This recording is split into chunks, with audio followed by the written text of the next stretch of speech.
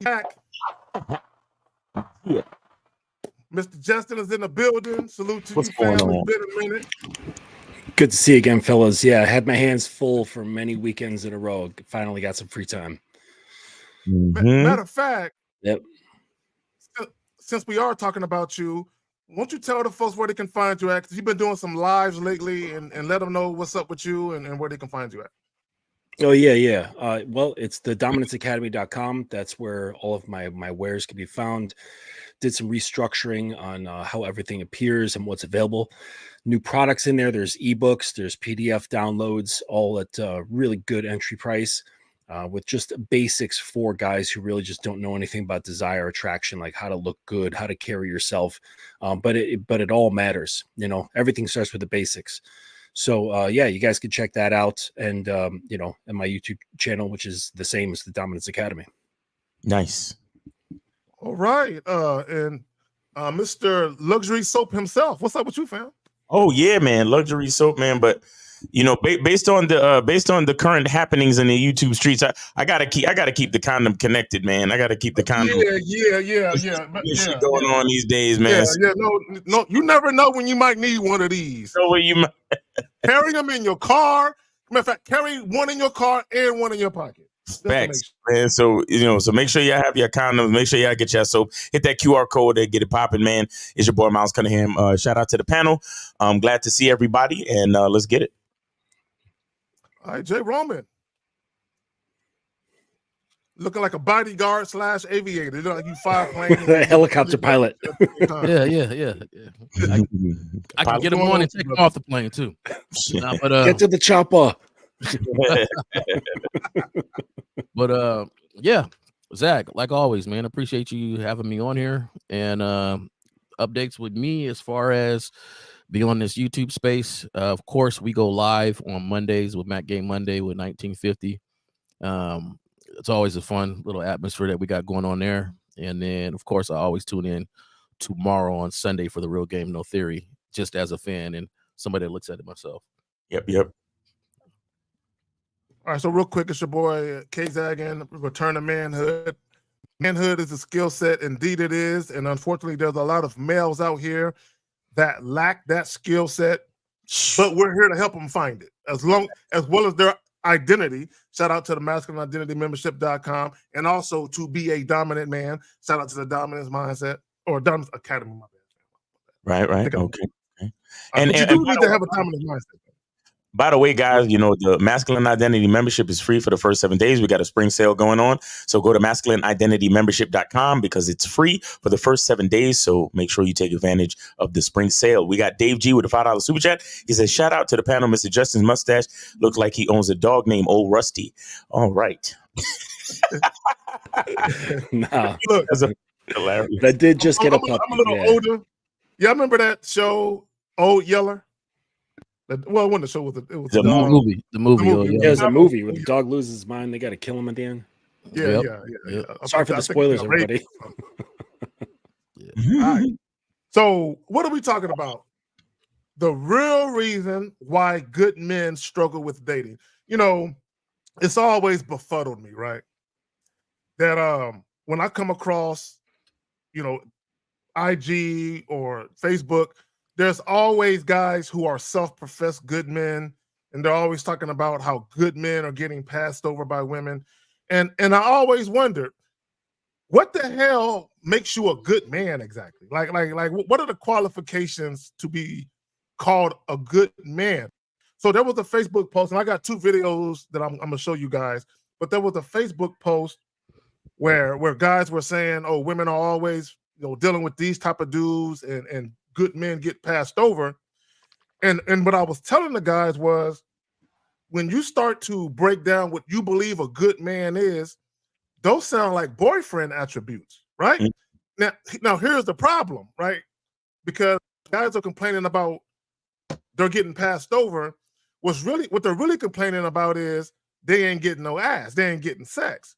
Well, my thing is, you can have boyfriend attributes, but not the type of attributes that make a woman want to have sex with you right when she meets you. And I think that's where guys are struggling with. They think that sex appeal, having boyfriend attributes automatically are in the same pot together. Now, they Right. can be, but oftentimes, if you're struggling with women on the front end, it's because there's nothing about you that's desirable sexually. Now, they might identify certain traits and attributes that you have that might make you a dude they might want to potentially date, which is why in some cases they might stall you out for sex. They might not have sex with you right away. And they might be like, you know what? There's things about this guy that I want to explore. So sometimes what they'll do is they'll put you in a friend zone, for instance, kind of like the G League of dating. They'll put you there and say, until I find out whether or not he's someone I can potentially deal with, I'm going to hold him there for a minute. This is why after 11 years, the woman might finally let you come up to the big leagues and let you play with her, right? Before we get into the videos, I got something I want to add to, this dynamic of quote unquote good men complaining about they're getting passed over for men who aren't quite as good as they are. Well, I'll say, sometimes I take a little bit of issue with a lot of these labels, right? Of what, a good man is. And, a lot of guys, first of all, make the mistake of saying, I'm looking for a good woman, when they don't realize that you're looking for a woman that's coachable, because you're going to mold her into what you need her to be. Thanks. You understand? And the thing we need to understand about, even what I kind of try to represent and what I try to bring to the discussion at all times is the idea of the masculine identity. See, I think the special thing about being a man, about being an individual, is that good is what you decide it to be. You understand? Like it has to be a little bit more custom and a little bit more tailored to your identity. I can't just be like, well, I'm a good man, so this woman should like me, or that woman should like me, or you understand? We have to understand the complexities and the specificity of attraction, right? Where it's something that we can't force. It's something that we cannot, I can't just act like, well, just because I have a good credit score and, I make my bed and my armpits, smell clean, that women are just supposed to fall head over heels for me. Like, attraction is more than that. And I think a lot of times we may limit ourselves when we get into these labels of what we think a good man is. Now, do I try to consider that I'm a good man? No, I try to consider that I'm the best Miles Cunningham. You see what I'm saying? Meaning that I'm more detailed, I'm more specific, where I understand that I'm the best option for that woman, not because I'm a good man, but because I'm the best me. You see what I'm saying? And so when she recognizes the value in the option, she has to recognize me. I don't care if she recognizes her definition of what she thinks a good man is, based on society, based on narratives, based on the book she's read and all this other shit. Right. I want her for it to be a little bit more cohesive, where the man that I am works out to be a similar idea to what she thinks a good man is. And then it comes together that way. You get what I'm saying? Where it's just a little bit more customized. It's a little bit more customized, because a good, like, for example, and I know you might have something to say to this, Mr. Justin. A good man, a textbook good man might not choke and spit in a woman's mouth the way she wants me to. You get what I'm saying? A good man might not spank and fucking hold her fold her up like a pretzel in the bed and deep dish her. She really wants to, like, she really even just say no. Yeah. Or we even got, or just straight up telling her no. Tell her no, disappointing her in certain other things. Mm-hmm. You understand? But again, that speaks to who I am as a person. Not just being a good man, but me being me. So we have to be careful with these labels and not let it limit the value of our actual character and masculine identity. Miles, just real quick, when you were saying this about good and how we can't really define it and the labels and all that stuff, it's kind of like, remember I came to you like some weeks back and I was like, it would be a different situation if I came to you and I said, Miles, what's a good camera? Mhm. You'd be like, Exactly. that is way too broad of a question. There's so many different cameras out there that can do different things for different purposes Right. and all sorts of variables in between. To say what's good, it's kind of a ridiculous question to ask. Mhm. Exactly. Let I me already say this real replaced. quick. My bad, Jay Roman. Let me just say this real quick. I think what guys are doing, unfortunately, is they're comparing themselves to other men. Yes. They are comparing the extreme opposite end of the spectrum. Like, oh, you prefer thugs. You prefer a dude that's gonna physically abuse you or mentally or emotionally abuse you. And no woman wants that, right? And I think guys look at things in extremes. And I think that's why it's kind of like when you talk about the good girl and the bad girl. Like there's this extreme between the virtuous good girl and the whorish bad girl, when in reality, it's really somewhere in the middle where all women are comprised of a little bit of both, right? But y'all got it. Jay Roman. Yeah, just instantly when you said the good men struggle, in my head, I replaced good with sucker automatically, just Right. off the top. That sounds Because about right. to me, a good man is somebody that is going to be balanced. It's somebody that's going to still say no. It's somebody that's still going to excite you with, decisions and things that you make and, how you carry yourself. So, I know society kind of has it where the good label is for the guys that do a whole bunch of romantic stuff. A good label is for the guys that's super attentive and, Right. super just, always addressing her needs and wants. And the thing is, it's almost like a parent is not just a parent because they're making their child happy. A parent has to discipline. A parent has to do certain things for the betterment of that child. And the same thing with this interaction or relationship or whatever we got going on. I'm going to do things for the betterment of this relationship that you might not like, but at the same time, it's still good for this relationship. It's still good for us, you know. So my thing is, when we look at it, in my head, I automatically just said, "Oh, okay. Why suckers struggle with dating?" Mm-hmm. Right, right. It's almost like a blaspheme in my book to include men with the phrase of good men in relation to what you're saying, Jay. For Right. for me, there is no such thing as good men. There's just men. There's men, and then there's not men, and that's Exactly. it. Exactly. But it's because good is dependent upon who the perceiver is and what their values are, what the perceptions are, what their beliefs are, right? So one person could look at a man and go, wow, that's a good man. Another person with a different perspective, different mindset, different set of beliefs could look at the same exact man and go, nah, he's a piece of shit. So it really doesn't matter what's good and what's not good, whether it's just, are you a man or are you not a man? And when you are, it's like you can see, the difference. You know Right. what I noticed? And just now they hit me like a ton of bricks, Justin, when you were talking.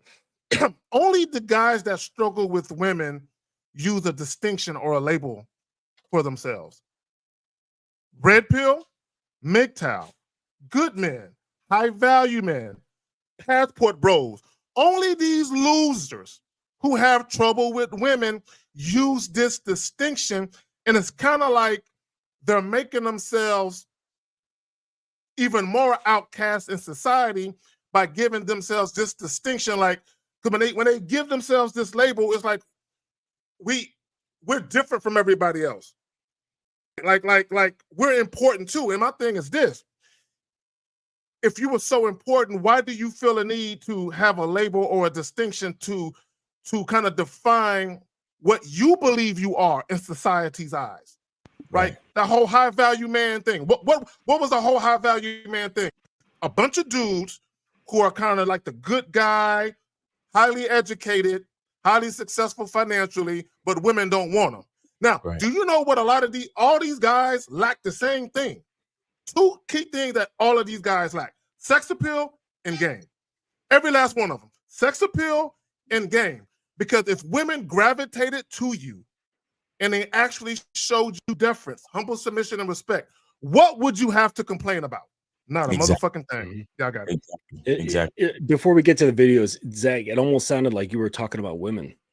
when you're describing the attributes, like I'm different, I'm not like this, I call myself that, this, that, and the other, with all these labels. Yeah. You could have just switched your ears and been like, oh man, he's talking about women, right? So it's very feminine for these guys to like delineate themselves like, oh no, I'm special, right? It's Right. like, Yes. no, either you're a man or you're not. There's nothing Facts. special about either, except in comparison. Let me okay, hold on, gentlemen. Let me see if I can switch the view around. I want to view it. No. What the fuck am I doing? Oh well, fuck it. It is. No, that don't work either. Okay, fuck it. We got to go with that. All right, so we're about to get into this first video. I'm not going to play the whole thing where the guy in a white hat is talking. I'm just going to play the little clip of this lady, and there's a guy responding to what the lady is saying. And then the guy in a white hat is responding to that. But we're not going to play what he's saying. So just a few seconds. Let's go. You'll give it to a whack dude before and then make a good guy wait. I don't think that you're trying to make the good guy wait. I think that you want him to see the value in you. Sometimes I'm like, all right, if I give it to him too soon, he's going to think, like I'm not a good girl, or there's no, like, I'm just a quick, easy F or whatever. And I think that's sometimes what women will do. They'll make the guy that they really like wait longer, because that's who they really like see potential in. I might see a husband in you. Doesn't matter. Doesn't matter if you see a husband in me. We don't marry stupid women around here, because that was some of the dumbest shit I've ever heard in my life. You let Tyrone hit because you didn't see a future with him. But the man you did see a future with, you made him work for it so that he could see the value with you. Whole time you ain't know that the good and Tyrone friends. Even if he did have good intentions for you, now he don't, because that's insulting. And you know what? Women gonna get in this comment section. Okay. This is what I want to say. and I'm going to tell this real quick story, because I've actually, in real time, seen this type of thing play out, right? And I've told this story before, but I'm going to try to be brief. Many, many moons ago, right, I had a partner that had a girlfriend. And he was going to go visit his girlfriend. And his girlfriend had an older sister. So he invited me along. I go along. I meet the sister. The sister and I hit it off. Boom, boom, boom. Right? We making out on the couch. We getting touchy-feely. She won't let me smash. Right? So, as we're leaving the crib that night, she's grabbing all on me, kissing me, telling me that she's glad that she met me and she wants to see me again and all this fly shit. Literally 2 days later, 48 hours later, my friend is going back over there. He asked me that I want to go. I said, no, I'm going to go ahead and not go.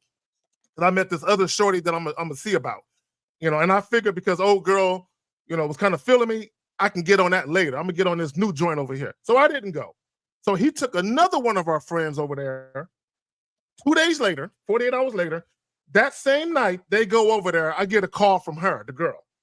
And she tells me, hey, I want you to hear this from me first, but your friend brought another friend over here, and we had sex.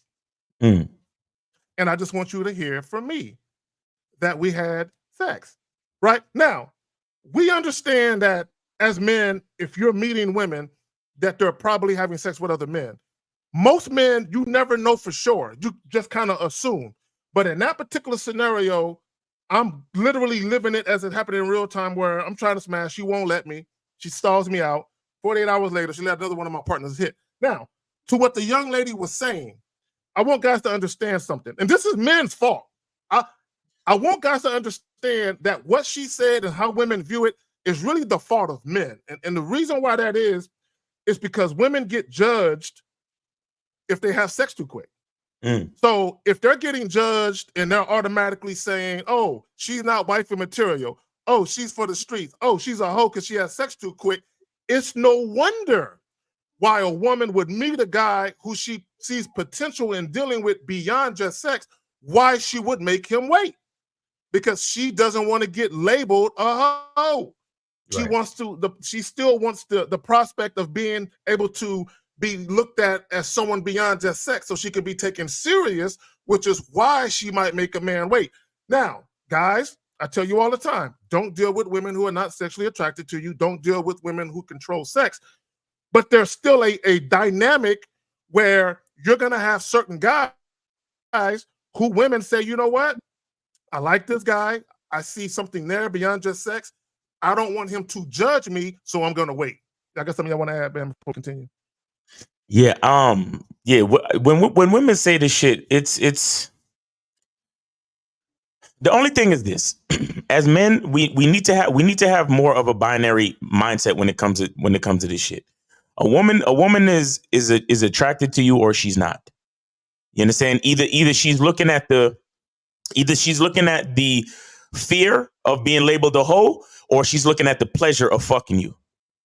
Yep. You understand that? And as a man, you shouldn't be worried about what she wants. You should be focused on what you want. So, like even in your story, Zach, you know you wanted to fuck that girl at night, or whenever you came over and y'all was kissing, talking. You should have. If you was. I mean, I'm sure you got more game and experience now than then. Yeah. But as a man, you gotta look at this situation and ask yourself: Do I want to make out with this bitch, or do I want to fuck this bitch? Yeah. And then why? And after like the first couple of minutes of making out, you gotta start moving. You gotta start moving to unbuckle the pants or get your hands up the dress or something. Yeah. We did all that. She wasn't with it, and I said, you know what? If we ain't gonna do all of that, this making out shit got to stop. Like, yeah, exactly. Exactly. We gotta cut the short shit short and keep it the fuck moving. Because let me tell you something about a woman. They could talk all that shit they want to talk, but when they're attracted to you, they're not thinking about being labeled a fucking hoe. That's facts. When they're attracted to you, they want to be your hoe. When they're attracted to you, they want to do all of that nasty shit, and they're not worried about what they're going to be called the next day.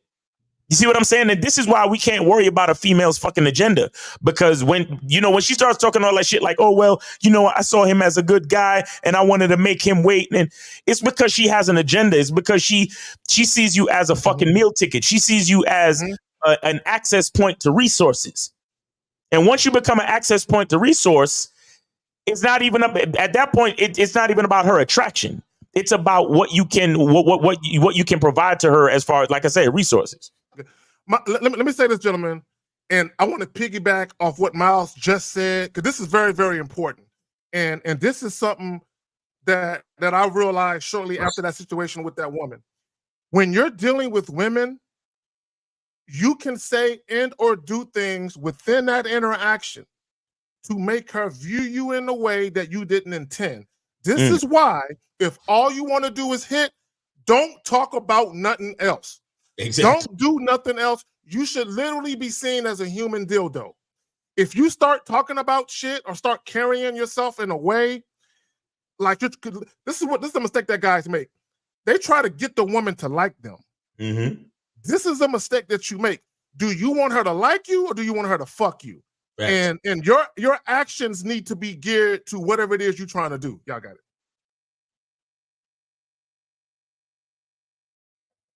Yes, these guys are largely more concerned about being unlikable. So they spend more time trying to be likable because they think, well, shoot, if she likes me, then she'll be able to give it up more.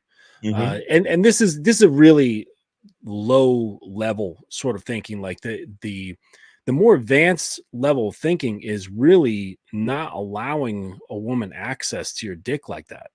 Because if once you get to a certain point and you understand the level at which you can influence a woman just through certain elements of your presence and how deeply you talk with her, then you realize that fucking her can really change things for her. So that can't be just given to anybody.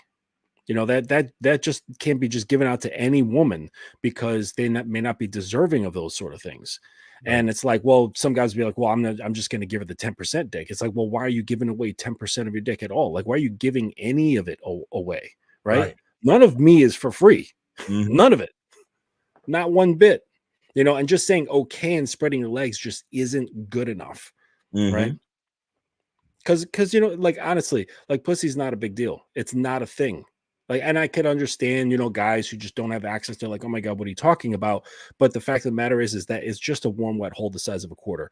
It's really nothing special. Mm-hmm. No disrespect to women. I'm just saying that's what it is. Right.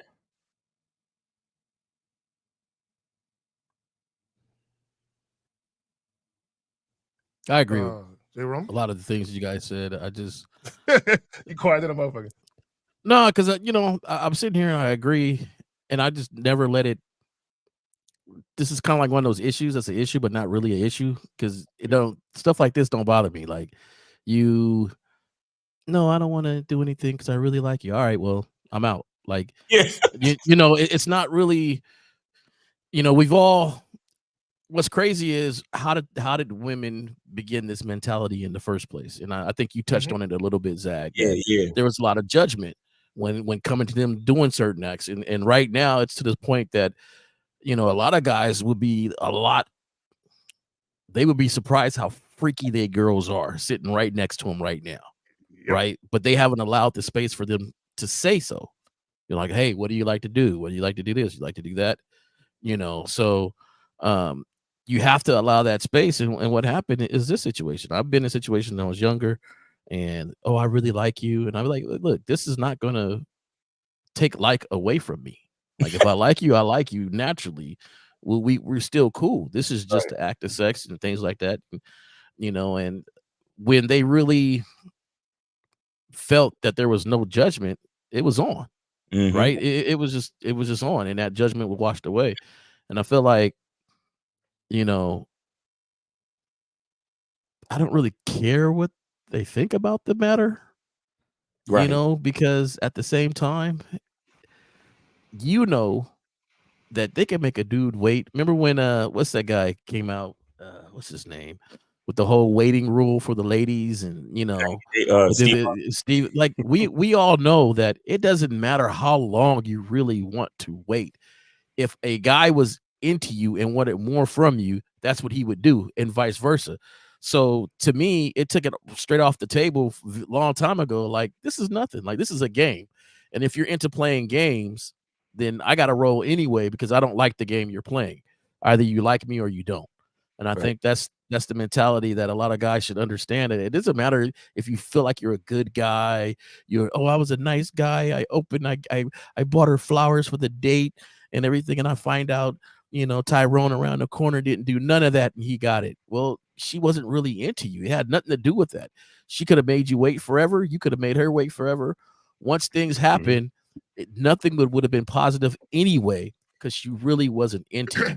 Mm-hmm. All she tried to do was put you, like the comedian, put the dick in the bottle and put it on the shelf and break in case of an emergency. That's it. Right. So let she's me really address into this. you. Instead of fucking her, just tell her to go make you some waffles or something. Hey, She'll go, what? dare you? Give her a task. That will throw her for a loop because she's really into you, and then she's thinking, "Oh, guys just want sex, want sex, you want to fucking like." No. We're not fucking. I don't know if you're ready for that yet, but what you are ready for is making me some dinner. So hop to it. There you go. And that'll throw her for a loop if she really likes you. Let me say this, Dan Frank, y'all going out on 3 dates with these chicks, dog?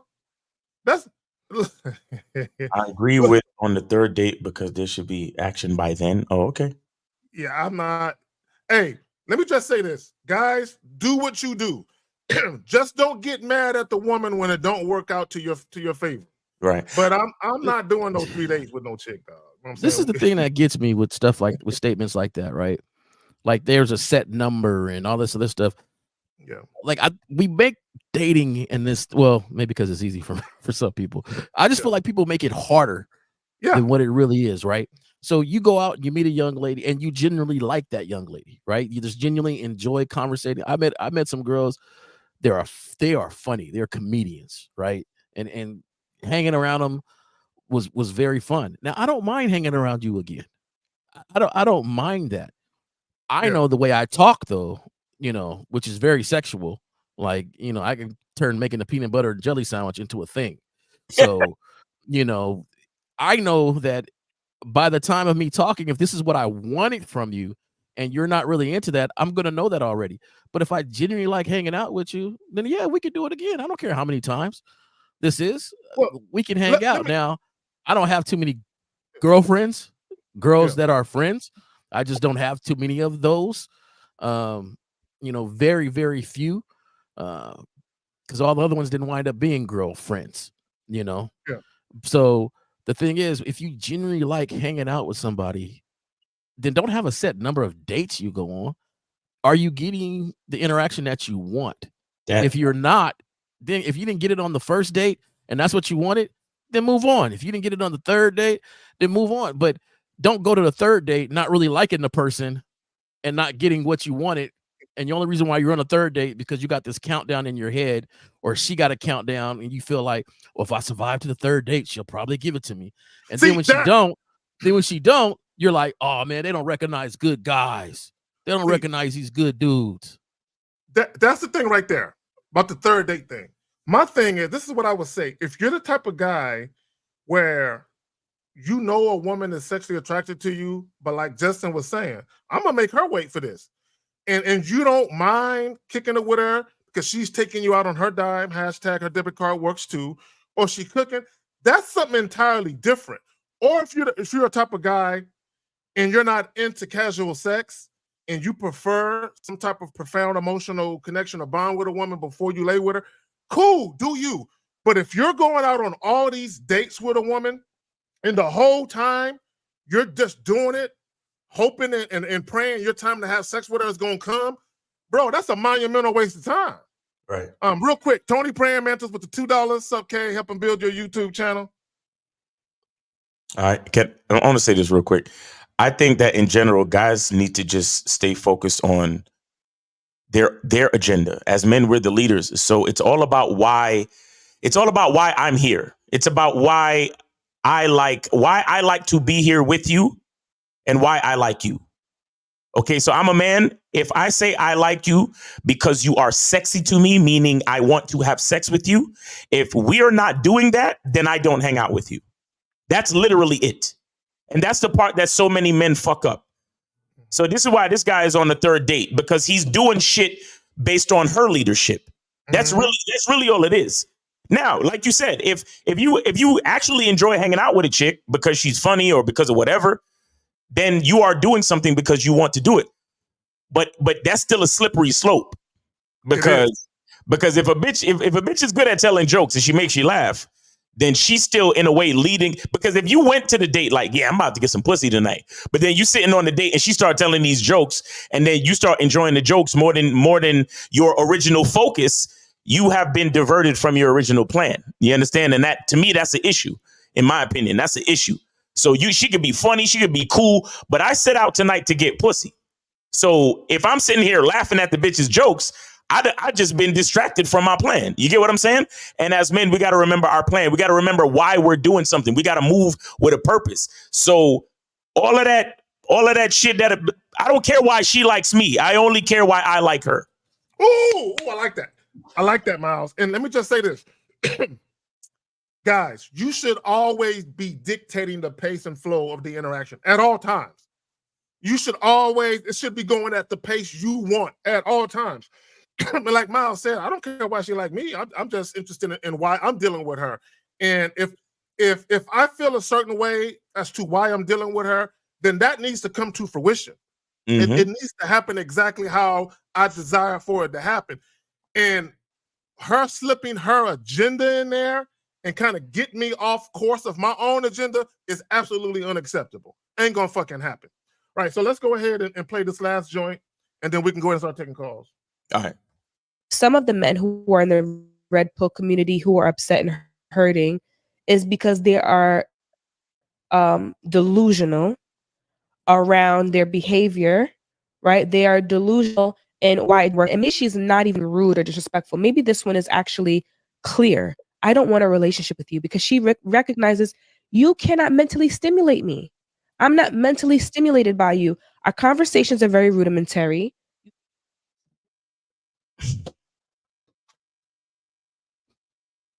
Shout out to Box and Plug, Dave.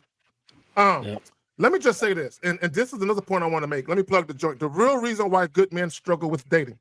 Here's the reality of it, and she hit on it.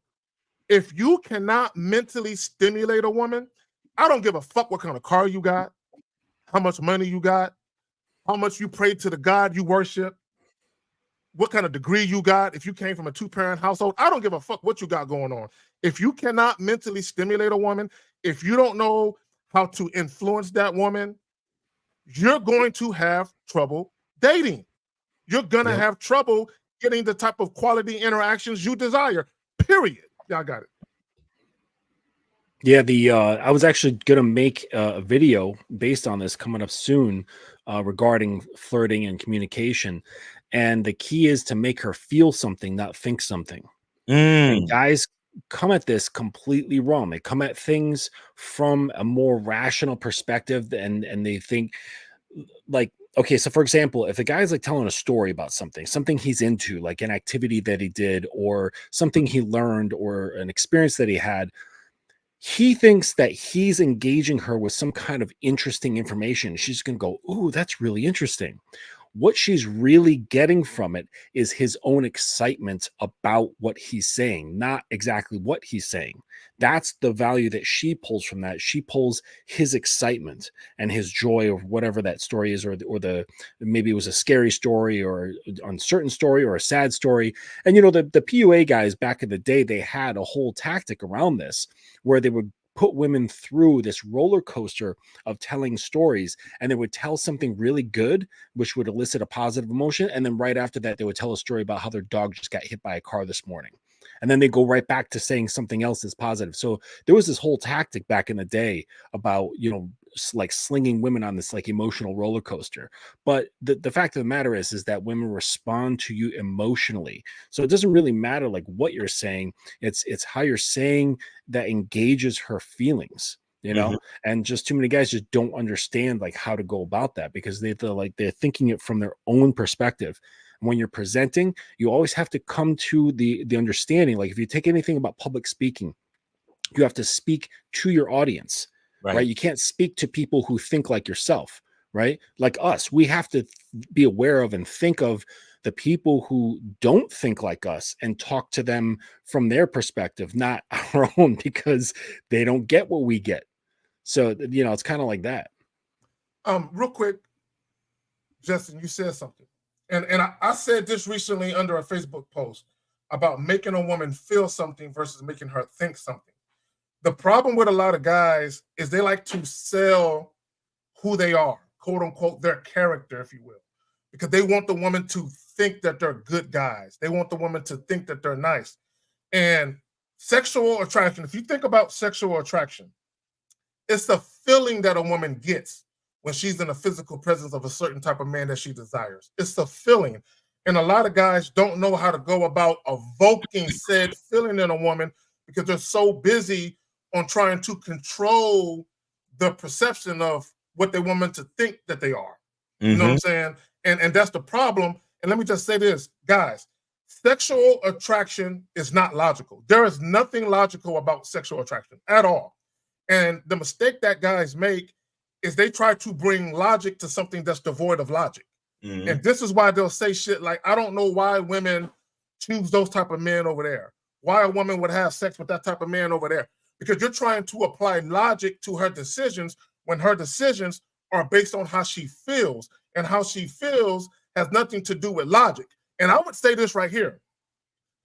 You can say that when a woman actually makes a man wait for sex because he has money and he has resources that she wants to get at, that's her actually thinking logical in that moment. That's a practical thought. Let me not have sex with him. He looks like he has some money. He might be generous. Let me stall him out. She's actually being practical then. I just want guys to think about that. Y'all got it. Oh, I just put on. You could put back on like all the the phone line stuff, information, and the stencil. But guys, the calling number is 919-647-9392, 919-647-9392. Y'all could call in, and yeah. I like what you said with the sex appeal and stuff is not rational, right? It's not something you can just define directly because everybody likes what they like.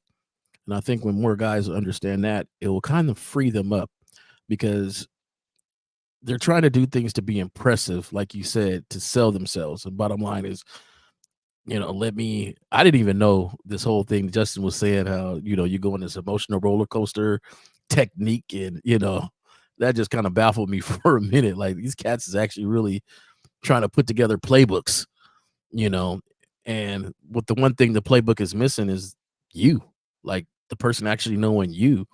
And so it doesn't matter how great your playbook is at the end of it, when you have no more plays and it's just you and her sitting there, maybe you got what you were, wanted initially, but the longevity of that is not the same because you didn't present you to see if she really is attracted to you or not. And the thing is, a lot of guys, they worry about the attraction as a massive thing, right? They want this macro, like, I want everybody to be attracted, instead of finding the one that is attracted to you, Mhm. the one that feels it. And I think that's the thing that society has, this thing like, if you do this and you have your hair, your comb, and you do this the way you do it, and you'll be attracted to this amount of women. And the thing is, that doesn't really work, right? Because Yeah. I never forget, I was, I've been a kind of husky dude my whole kind of life, and I met this one chick, that built, right? Everybody's like, "Ooh, look at her." And she comes up to me and we're sitting, we're dancing and stuff. And she's like, "I really like thick dudes."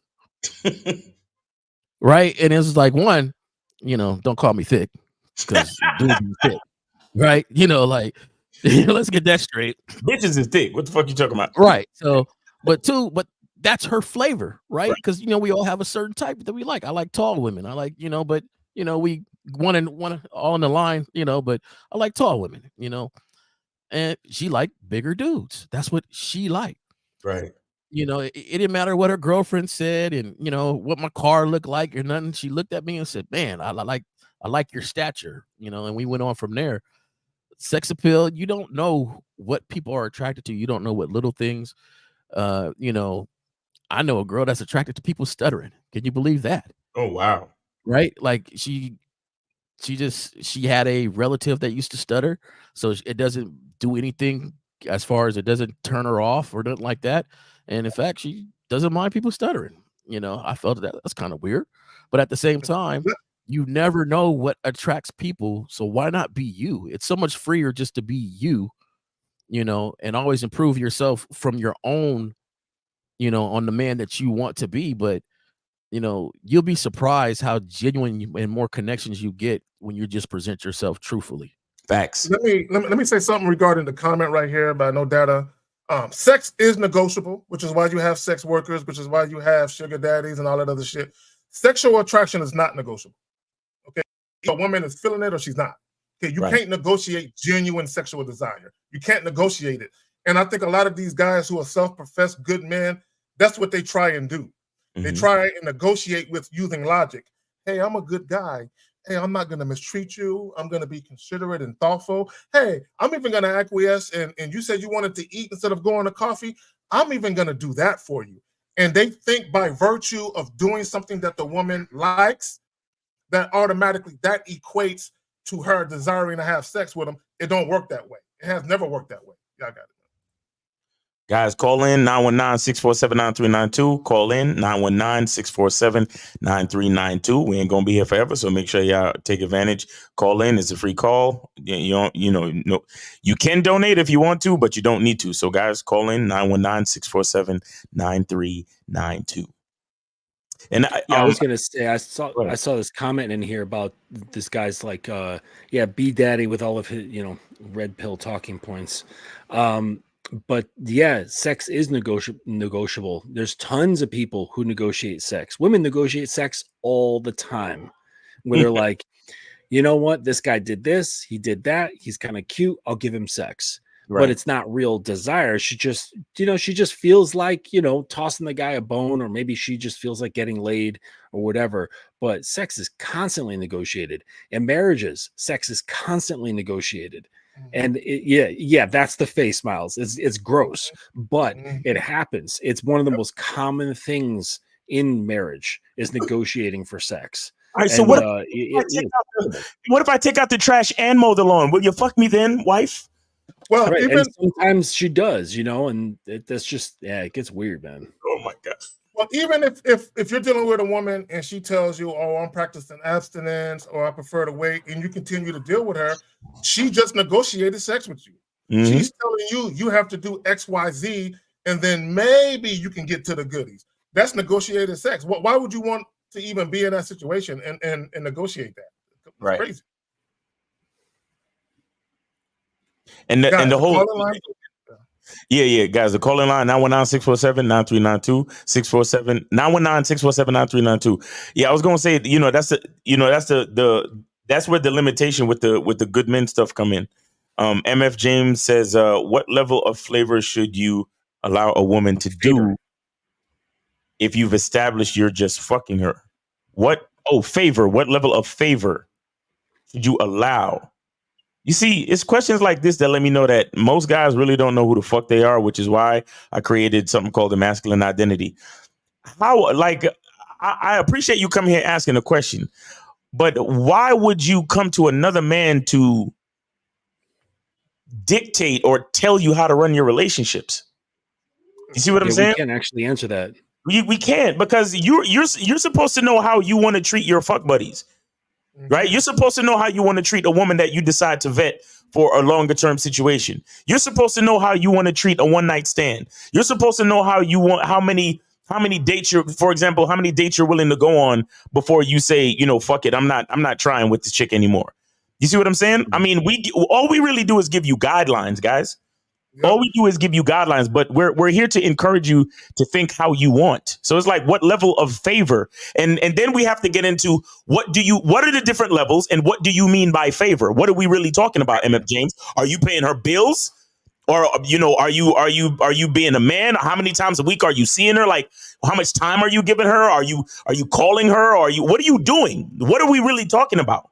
All that questions with no sense of identity. And to your point, Miles, because you said a while back that what we do essentially is give best practices. Right. And your question, like Justin and Miles stated, is rooted in your own unique identity, right? And see, this also tells me that a lot of men have no standards. You guys have no standards. And I'm going to tell you, put a man in the dating scene with no standards and women will eat you up. Right. You guys ain't got no standards, and you're flexible. And you're flexible based on how, fat the girl's ass is, how pretty she is. You're flexible and you have no standards. So what happens is you kind of bend to the whim of how attractive that woman is, how bad you want to have sex. And Lord forbid you in a dry spell, you hadn't had sex for months or years, you really gonna bend the knee for her in that case. And that's what a lot of guys are doing. And you're frustrated because, like Miles said, you have no identity. Shout out to the masculineidentitymembership.com. You need to find out who you are, which is why one of the things that we always talk about is manhood, because the foundation of your identity is rooted in manhood. Mm-hmm. What kind of man are you? Yeah. So it's really individualized to the man, right? So if I were to go to Miles and say, hey, I got some time on my hands, I could do you a favor, like that's so broad and so general, right?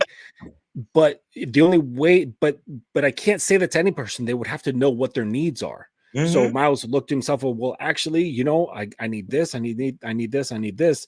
Justin's offering his help. Hey man, you could help me with this. Right. So you have to know exactly what those needs are or your desires are in order for it to be, considered a favor done by someone else. So you have to know all of your own shit. You have to know what's going on. And now he's like changing things to talk about, like saying the balance between keeping things casual to avoid her being attached versus seeing her use beyond sex. That has nothing to do with your first question about allowing her to give you favors. Like you're mixed up, man. If you want to keep things casual, you straight up tell her, and you don't do anything that doesn't pertain to the two of you just having sex. Right. No boyfriend stuff. Don't go out. Don't call her in between, just prior to meeting up or whatever, maybe a couple days at most. And, because we all have lives. Right. And then that's it. And you laid out there very dry and straightforward. This is nothing but a sexual relationship. If you're okay with that, great. When you're with me, you'll be treated 1,000. But when Right. you're not with me, you are on your own. I Right. am not your man. Right. Facts. See, And MF James, and why here's don't the you- thing. real quick, I just want to let him know. MF James, why don't you just call in, bro? 919-647-9392. Just call in. I mean, you asking follow-up questions and shit. You don't have to donate to the show. Just fucking call in. Go ahead, Doug. And this Yeah, is because I'm not gonna answer no more questions from him, bro. You got to call in, Phil. Yeah, just go ahead and so- call in. to me, and this is where people make things way too much harder than what it really is. You know what type of level you guys are at. Why would you do anything outside of that? Mm-hmm. Why would you accept anything outside of that? You know, you smashed one night, and next thing she's buying you Jordans. Are you accepting the Jordans? You know, are you disciplined to say, nah, go ahead and take that back? We're not at that level of this. Or are you just taking it just because, hey, they're free Jordans, man? I mean, the thing is, and this is why I always say, I don't believe the maturity level a lot of people have for dating or interacting with the opposite sex, Right. because the maturity Don't tell level me is about not there. Not everybody has that maturity level to say, hey, you know what? This is casual. We're not there yet. I appreciate the thought, but I just can't accept that just yet. Do See- you normally try to buy people with gifts? You know, like they're not able to break that down and have that discussion with the young lady to put her on your plane to understand where you guys are at. And that's the thing where it's not about just anybody. It's about the person that can listen and understand where you're at, the road you're on, and go with you from there. And so my thing is, like, come on, be mature about it. Like, some of these questions, if you're really mature about it, you answer it yourself. You know what? Well- Do I want somebody to lead? I'm not leading her on, but this is all we got. Well, she just gave me, man. That ain't on me. That's on her. That's We what didn't do nothing. See, We but didn't. that's I'm not gonna be a man in this situation. And you know what's funny? If you say no, like, nah, that's cool. You don't like, I don't want you to get me anything. That little bit of rejection will actually make her want you more. Mm. You know, she's because if she did that for you, she's probably done that for other guys, and they've taken it on. And then what that does is there's a subtle shift in power. So she's now appealing to you, right? She's doing something to appeal to you, just like some peasant coming to the king and giving him gifts, and he's like, "Oh yeah, that's great." Versus the king be like, "No, get that out of my face. You don't need to do that. Just ask your question." You know what I mean? You don't have to butter me up Yeah. or anything like that. If I want to do it, what I want to do, then it's going to happen. If I don't, it's not going to happen. So by you denying the gift, and it's just a pair of shoes, like, it's not that big of a deal. It's going to hit her emotionally, and she's actually going to want to figure that out even more and want to be with you more. Mm. and also what you're doing is you're showing her that you're dictating what's going on in a situation. Exactly. And to Miles' point, look, some of it is common sense, like Jay Roman was saying. Some of the other shit is just, when you get experience, you kind of learn to discern things and ascertain what's really going on, and do understand that depending on how long you've known a woman, you can kind of sense when maybe she's the insecure type, or maybe she has low self-esteem and she's using money to kind of woo you a little bit, right? I remember I had a chick, and I told the story. I'm not going to tell the whole story. I'm just going to tell it the pertinent part, where a day after I met her, she was trying to invite me out to dinner with her and her homegirls, and I told her no. Mm. And a couple of reasons why I told her no was, one, all I wanted was just sex. So why would I go out to dinner with you? And she offered to pay, but I still told her no. But also, why would I want to meet your friends? Like, we ain't cool like that. Like, you know what I'm saying? I'm not going to give you that type of access to me where we're hanging out non-sexually, enjoying a meal together, much less with your friends. You haven't earned that yet. And I think a lot of guys need to start understanding the appeal of your non-sexual time and energy. Right, the appeal of that, because my thing is, guys are so desperate for sex, they'll give all types of access to them, right? They'll let the women have all types of access to them just so they can get to the sex. And Justin, you said it earlier about how sex is negotiable and how I alluded to it as well. And what guys is not understanding is that you're bartering, right? Oftentimes you're bartering your non-sexual time and attention and even intimacy for sex. And I'm gonna tell you right now, sex, unless a woman is selling it, really has no value. But I'm gonna tell you what does.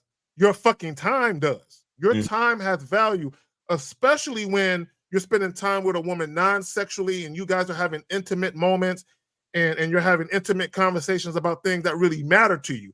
That shit has value. And the mere fact that you guys are willing to exchange it for a nut, you have no fucking standards. But go ahead, man. Y'all got it. No, I think, man, Zach, you hit it right there on the nail. And the things I wish I knew when I was younger, right? You know, when I was younger, met this young lady. We had a cool little evening, little time. And the next thing we know, she wants to take me out of town, right? Well, I pay for the hotel and all this other stuff. And, you know, but I went, you know, and we had a good time out of town. Come back into town, you know, I don't know. In her head, we pushed the fast forward button and we were together. Right? You know, in my head, you know, hey, we had a cool little evening. We were talking on the phone for about a week and a half. You know, you want to get out of town, we go out of town. Now, younger, I'm cool with that. Yeah, let's go. Let's rock and roll. Let's have this good time. The more mature person will understand what was happening, the type of energy and time you're spending with somebody, you know, to be with somebody for 3 days, that Friday, Saturday night, come back Sunday, hanging out, you know, coming to town. I'm thinking we're just coming to town like, hey, all right, you know, have a good one. Yeah, I'll talk to you later. And it was like, no, like we together now. Like it was some real attachment going on there, you know, because I remember we hit back into town and I didn't have a car then, by the way. I didn't have a car, and the reason why she paid because my job wasn't as fresh as her job. So, you know, we hit back into town and she parked. It was getting out. And I'm thinking, you dropping me off, right? You know, because when she was getting out, the way I parked, because I drove, I drove her car. The way I parked, I figured she would just walk around and hop in her car And to bounce. go. Yeah. You parked in catch out mode. Yeah, like, but she drove and parked. Like it was nothing. Like she didn't even say, like, why are you parking here? She just like, oh, this is what I'm gonna do. And you know, started to kind of walk, and I'm looking at her like, what did it? Oh, I just thought I'd rest here. You know, I don't feel like going home yet. And I'm thinking, like, yo, this ain't the relationship we got. Like, I thought we just enjoying a weekend together, you know. So Yo, that's scary, bro. That is fucking scary. Oh my gosh. 904. but it's that ego thing you talk about when you're younger. You know, Yeah, you don't really think. You just think, oh yeah, she liking this thing. I'm dropping it on her, you Right. know. And then next thing you know, I got a whole situation where I got to end a relationship with somebody I ain't never been in a relationship with. Right. You know, so All right, we got 904. 904, you're online with the Manhood is a Skill Set show. Name, age, city. How can we help you? Yeah, my name DJ. I'm from Florida. 2021. What's good? Miles, K-Zag, Roman, Justin, everybody good? Yeah, we chilling, man. Yeah, we chilling. What's going on with you, man? What's your question? What's up? Yeah. So K-Zag, I was just listening to the conversation, man, and you know, it stuck out to me that, you know, when everybody was stating about how you shouldn't care about, you know what I'm saying, what the woman may like or think of you or perceive you in a way, and I wanted to let you know, like, basically how would you feel about, you know, just making a video more so on a deeper aspect of not caring about certain things in life when it comes to you being a man and, you know, evolving in that way. Okay, cool. I think I might be able to finagle that, fam. I think I might be able to finagle that. And let me just say this right quick. And here's the bottom line, okay? And this is why guys shouldn't concern themselves with what a woman likes or why she likes you and all that, because that's not conducive to your bottom line. That has nothing to do with you, right? How she feels is how she feels, right? And oftentimes when people perceive you to be a certain way, it might not always be accurate anyway, right? And there's a saying, right? You ain't got to lie to women, they'll lie to themselves. So sometimes if a woman likes you enough, like Jay Roman was saying, she'll conjure up this whole thing in her head about what you guys got going on. You know what I'm saying? So you can't really concern yourself with that. And Mr. Justin alluded to it earlier as well. If all you guys want, and Carl, I know this is not what you're saying, but if all you guys want is a sexual relationship, not only do you have to verbalize or articulate that to women, but your actions got to match up. You cannot tell a woman, hey, man, I'm not looking for anything serious. I'm just looking for a fuck buddy thing. But you spend the night with her. And then she waking up and cooking breakfast for you.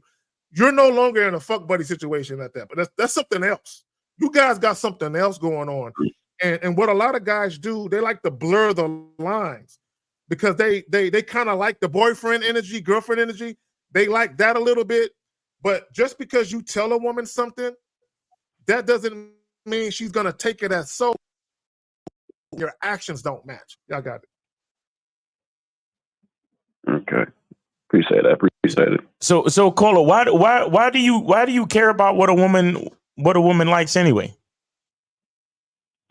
Nah, I don't. But it's the thing of if I like say if I do interact with women, whatever, right, for whatever reason, I'm not concerned about it because if it don't got something to do with, you know what I'm saying, what I got going on in my life and what I want from her at the end of the day, then it's like I don't put that above myself because I noticed that it messes up the whole dynamic and process. I had to learn that over time because I did at one point in my life I was doing it, but right, I tapped in. We all did. I think we all kind of did it to some extent. Exactly. Nobody's we all. I mean, and even to take it even further, like as people, right? We kind of always worry about what other people think in general, like like how we look to our friends, how we look to our family, and we worry about these things instead of focusing on what we want. But yeah, I mean the trick is to just remember that what you think is the most important. You understand? What you think is the most important.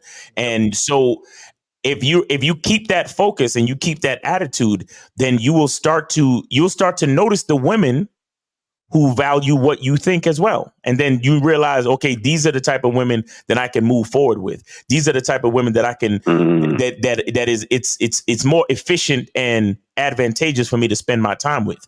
You see what I'm saying? The women that want to do what I want to do, the women that are interested in what I say, the women that follow my instruction.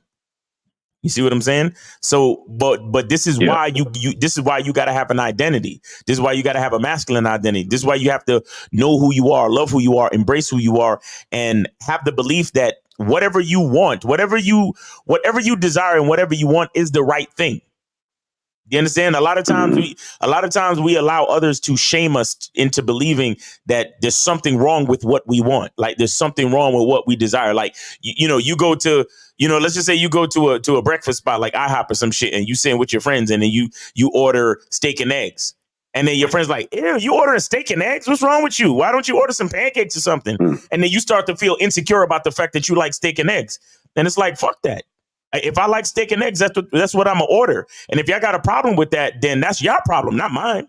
You see what I'm saying? So it's the same thing when you're dealing with women. It's like, damn, you look real sexy in that outfit. I'm trying to take you back to my apartment. If she look at you like, ew, you a pervert. Why are you talking to me like that? She's just literally not the type of woman you want to fuck with. You want to fuck with the type of woman that when you say, God damn, girl, you look sexy in that outfit, I'm trying to take you back to my apartment. She used to be like, oh, you just talking. I want to see what you really gonna do. And when she starts saying shit to kind of support your statement, then it's like, okay, yeah, this is the type of chick that I'm gonna fuck with. Do you get what I'm saying? So that's really all it is. You just staying focused on what you want. Because remember, you gotta have the erection. You gotta have you gotta be the protector. If there's a bump in the night, you got to be the one to get up and go check it. You understand? Like, as a man, there's so much built-in responsibility with our presence that is the reason. That's the reason why we have to be the leader at all times. That's what a lot of people don't really think about when they think about like dating dynamics. It's like, yeah, we live in a civilized world and everything is all cool. But when everything goes to shit, it's always the man that they look to. So that's why I get to lead. You understand? That's exactly why I get to fucking lead. But so many men don't realize that because the world is so soft today. So a lot of guys are just unsure. Well, I don't know. Maybe I'm being a little bit too, toxic masculine, and I might be too forceful with my opinions. And I might, I don't want to order steak and eggs because, steak and eggs doesn't require any syrup. And maybe that's the reason why my friends look at me funny, because you get what I'm saying? Like, you got to stand on your shit. Because when shit hits the fan, everybody gonna be looking at you for protection and for guidance and for leadership and shit. And guess what? You gotta actually be able to perform in that type of situation as well. So at the same time, you gotta lead from. Make sure you're leading before the shit hits the fan. You get what I'm saying? Make sure you're comfortable with your opinions and your guidance and your instruction being the go-to, being the golden standard within the situation. And guess what? Nobody is going to willingly support that ideal until you do. Let me say this. You should be leading from the time you say how my name is. Facts. From the introduction, you should be leading. You don't deviate from that. You stand fast with that shit, and you never ever allow yourself to be flexible in any moment with your leadership. Ever. Because I'm going to tell you right now, let me say this real quick. See, the problem that a lot of guys have, the majority of men, now we've all experienced this when we were younger. Some of us understand the potency of consistency. Other guys still don't get it, or they just don't understand. Part of the reason why a woman would respect you, even admire you, and want to submit and follow you is because you're consistent. Whatever you say gets done, right? You say what you do and you do what you say. You're a man of your word and you're consistent. Because I'm going to tell you, the moment that a woman sees you're not consistent, she can't trust you. Y'all got it. Exactly. And real quick, shout out to Scales Fitness for the $5 Cash App he sent me. So appreciate you. I would say this too, though. Just because you're a leader doesn't mean that you're not followable. Leaders can make mistakes too. But the one thing about it is if you're leading, you know what mistake you made and you can correct it. Yeah. And that's the thing with leadership. It's you're going to take ownership of everything you do. And sometimes you might make a decision that doesn't go too well, but at least you know the thought that had you go to that decision, and next time how you can make a better decision.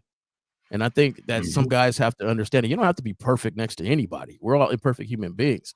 Right. But at the same time, if you're still leading, you're going to learn from it, and it's going to teach you how to make better decisions, and it's going to keep you moving forward because now you know what to do in that aspect. And if you keep piling those up, sooner or later, things are just going to keep going smooth. And after a while, you're going to be a smooth leader where it's like, hey, nothing goes wrong with this guy. He has the answer to everything. Exactly. And the reason why is because I live life and I've learned from it.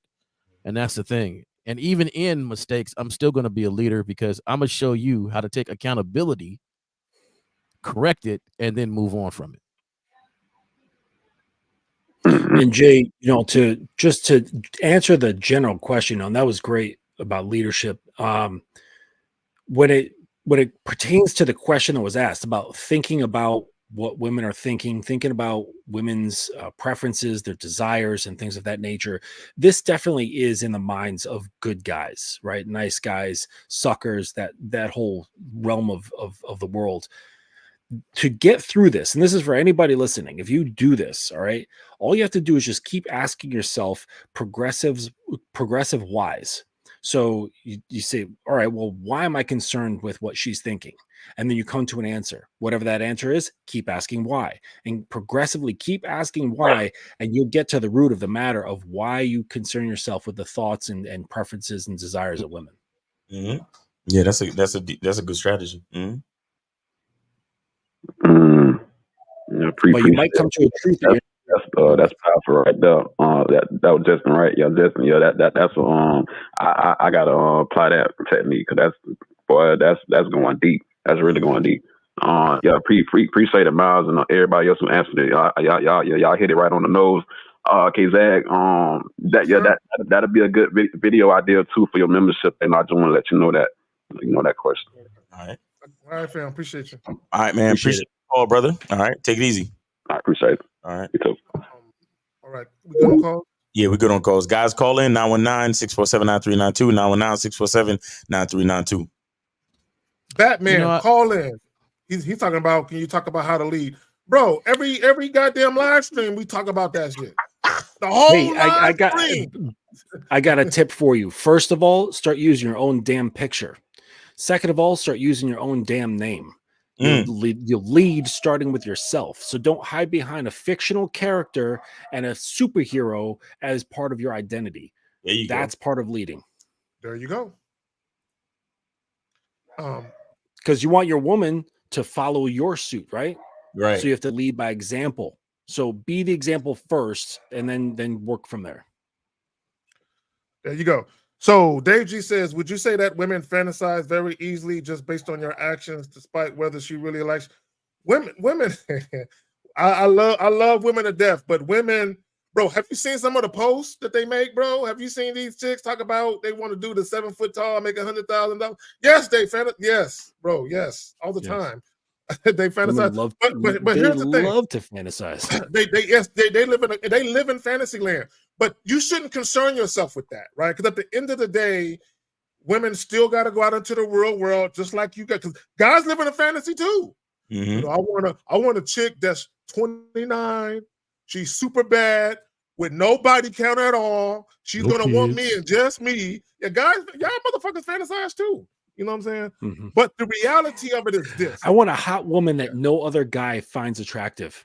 Exactly. And I don't even want her to think she's attractive. Right. Exactly. She can be like Helen Keller. I want to teach her attractiveness. There you go. And that's, but the reality of it is this, right? And both genders, there are members of both genders that have difficulty dating because they do live in this alternate reality.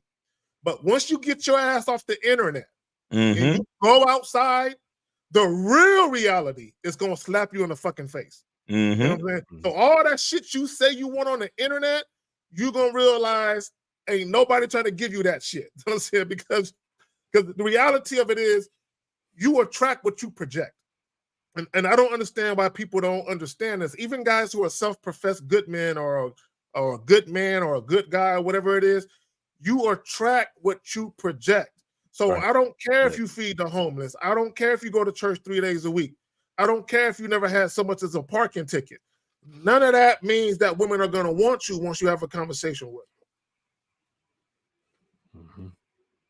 Yeah, but so the thing with yes, women fantasize very easily, and this is both a blessing and a curse, because this is what kind of gets them wrapped up in their own head, and then comparing it to the real world and getting disappointed and all this stuff and this, that, and the other. You just hear about it from their own mouths on social media, Clubhouse, whatever, you know. And but the thing is that it's also a blessing, because that is there. That means that you, if you've got a great imagination, you're creative, you've got a good mouthpiece, you know how to lead, you can bring her to fantastical places within her own mind. And you can turn her on. You can make her have orgasms just by talking to her without even her using her hands. Okay. You can bring her to different emotional places, right? Where she's feeling and experiencing herself in completely different realms. So but of course, this requires a certain element of skill and knowledge and, you know, self-understanding and so on. But the point is that it's a problem, but it's also a great, great benefit. You know, it's like superheroes, you know what I mean? They got their superpower, but they also have their great weakness.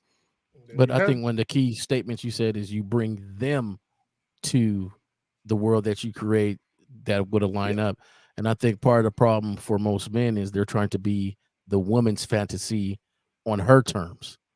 So, you know, how many guys are trying to, you know, not make six figures just for themselves, but to fit this fantasy 6-figure thing. And the guys is cutting their legs half off to put metal rods to be taller, and Yo, they're trying to jump into fantasies of, this is their fantasy, this is what they say they want, and so I'm gonna jump into that, and then they turn around and get upset when they see somebody that doesn't match exactly, and then they say, well, they don't want the good guy, they want this guy that's messed up and don't have his life ready together, and all this other stuff, and really you just upset the fact that you're doing so much work to be their fantasy that you don't realize it's fleeting, that it's a wave.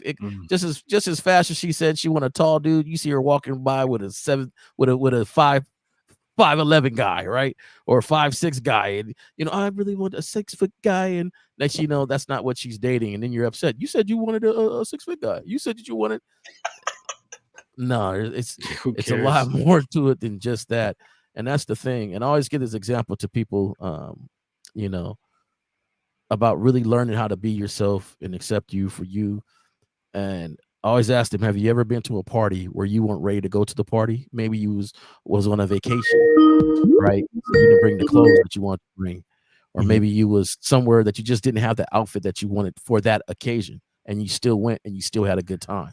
Right. And the thing is, Jay, go ahead. Go ahead. Is that Lucario's picture? Oh, I was just gonna. It does look like Lucario, but doesn't it? Yeah. Real quick.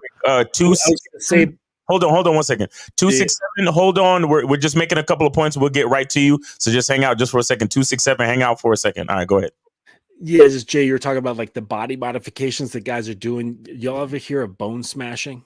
You ever hear about the guys doing this shit? Yeah, they do the they taking hammers. No, they taking little hammers, like the little ones, and they're hitting their cheekbones and their brow and their chin and their jaw down here, because like in Kung Fu, like in those movies, like they gently hit like a tree or something like that, or brick, over time causes calcium deposits in the knuckles and makes them bigger. So they're trying to do that same principle to their cheekbones, their brow, and their jaw to look more. And it's like a subculture of like crazy black pill dudes. Yep. But they are definitely on this tip. They're like, man, I can't afford that surgery in China, so I'm going to just hit my face with a hammer. Yeah, it's interesting because it's interesting that this guy came up with Lucario's picture, because Lucario and I did a whole show, and we did a whole live on that one, like maybe a year or two ago. It's a big deal, and then they do the rhinoplasty and all this shit. It's ridiculous. Y'all want to do the question, or can we get to the call? Yeah, let's do the call. All right, let's do this call. Yeah. So 267, you are on live with the Manhood is a Skill Set show.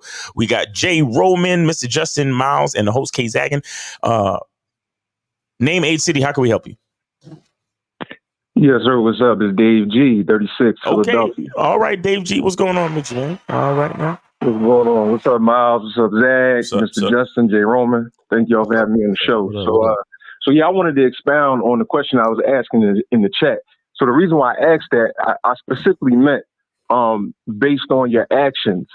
A woman fantasizes, regardless, because just like you were saying, Miles, women can drum up certain things in their mind, you know what I mean, that's like totally off-putting, but based on the man's actions, or based on, you know what I mean, what he's trying to do or what he's doing with the woman, she could take that and run with it however she wants to. You know what I mean? And I think that's why y'all talk about like the man being direct, being clear and concise about what he wants and what he wants to do. I just wanted some clarification. Well, let me say this real quick. Guys have to understand that women always want to feel good, right? They like the feeling of feeling good. This is why you'll have women, for instance, they'll say, "Oh, I cheated because he wasn't servicing my emotional needs," right? Which that's not, they cheated because they found another nigga they wanted to fuck. All that other shit is sub reasons, right? But what it is they constantly.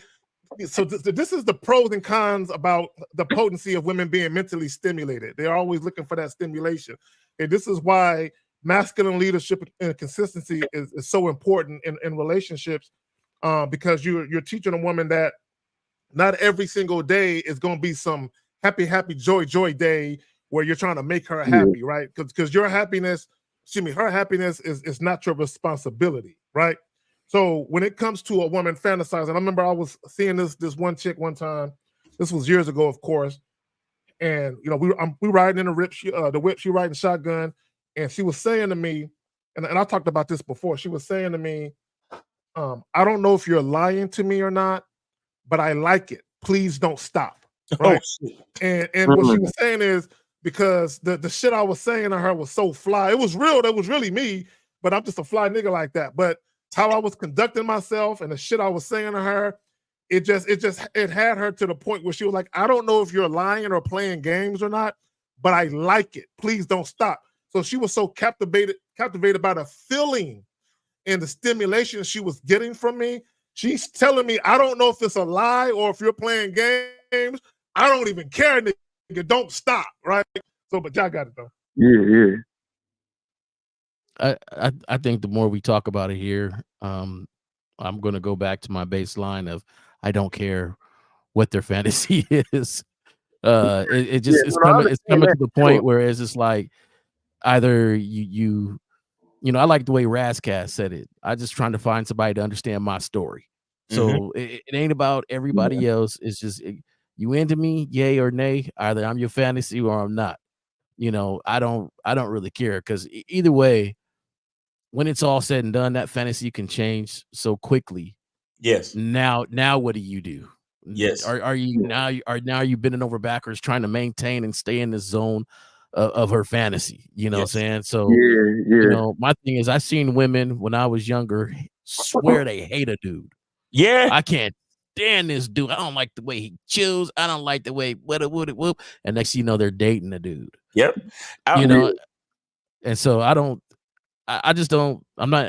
involve myself or indulge too much in all that because I know how easily it can change. Now, what's not going to change that's really consistent that I know about is me.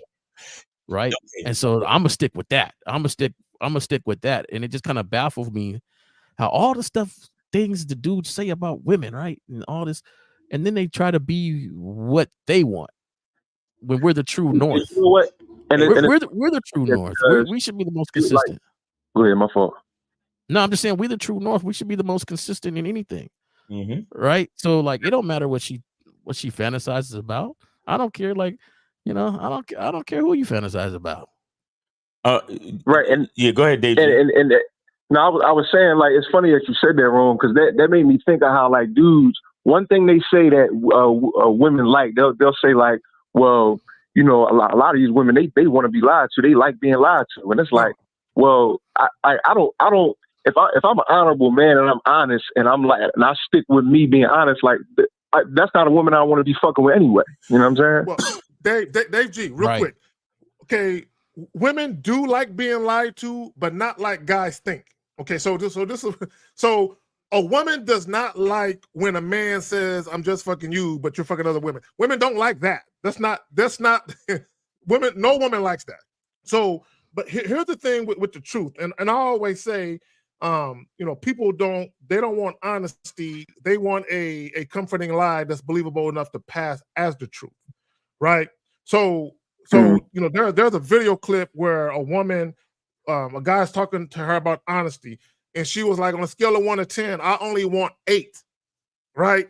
So women do not want, because you got to understand, some honesty impacts a woman's insecurities. So a lot of times they want their insecurities coddled. So an example would be if a woman says, am I the most beautiful woman you dated? Okay. She knows maybe she's not, but she might want you to say yes, just so she feels good, right?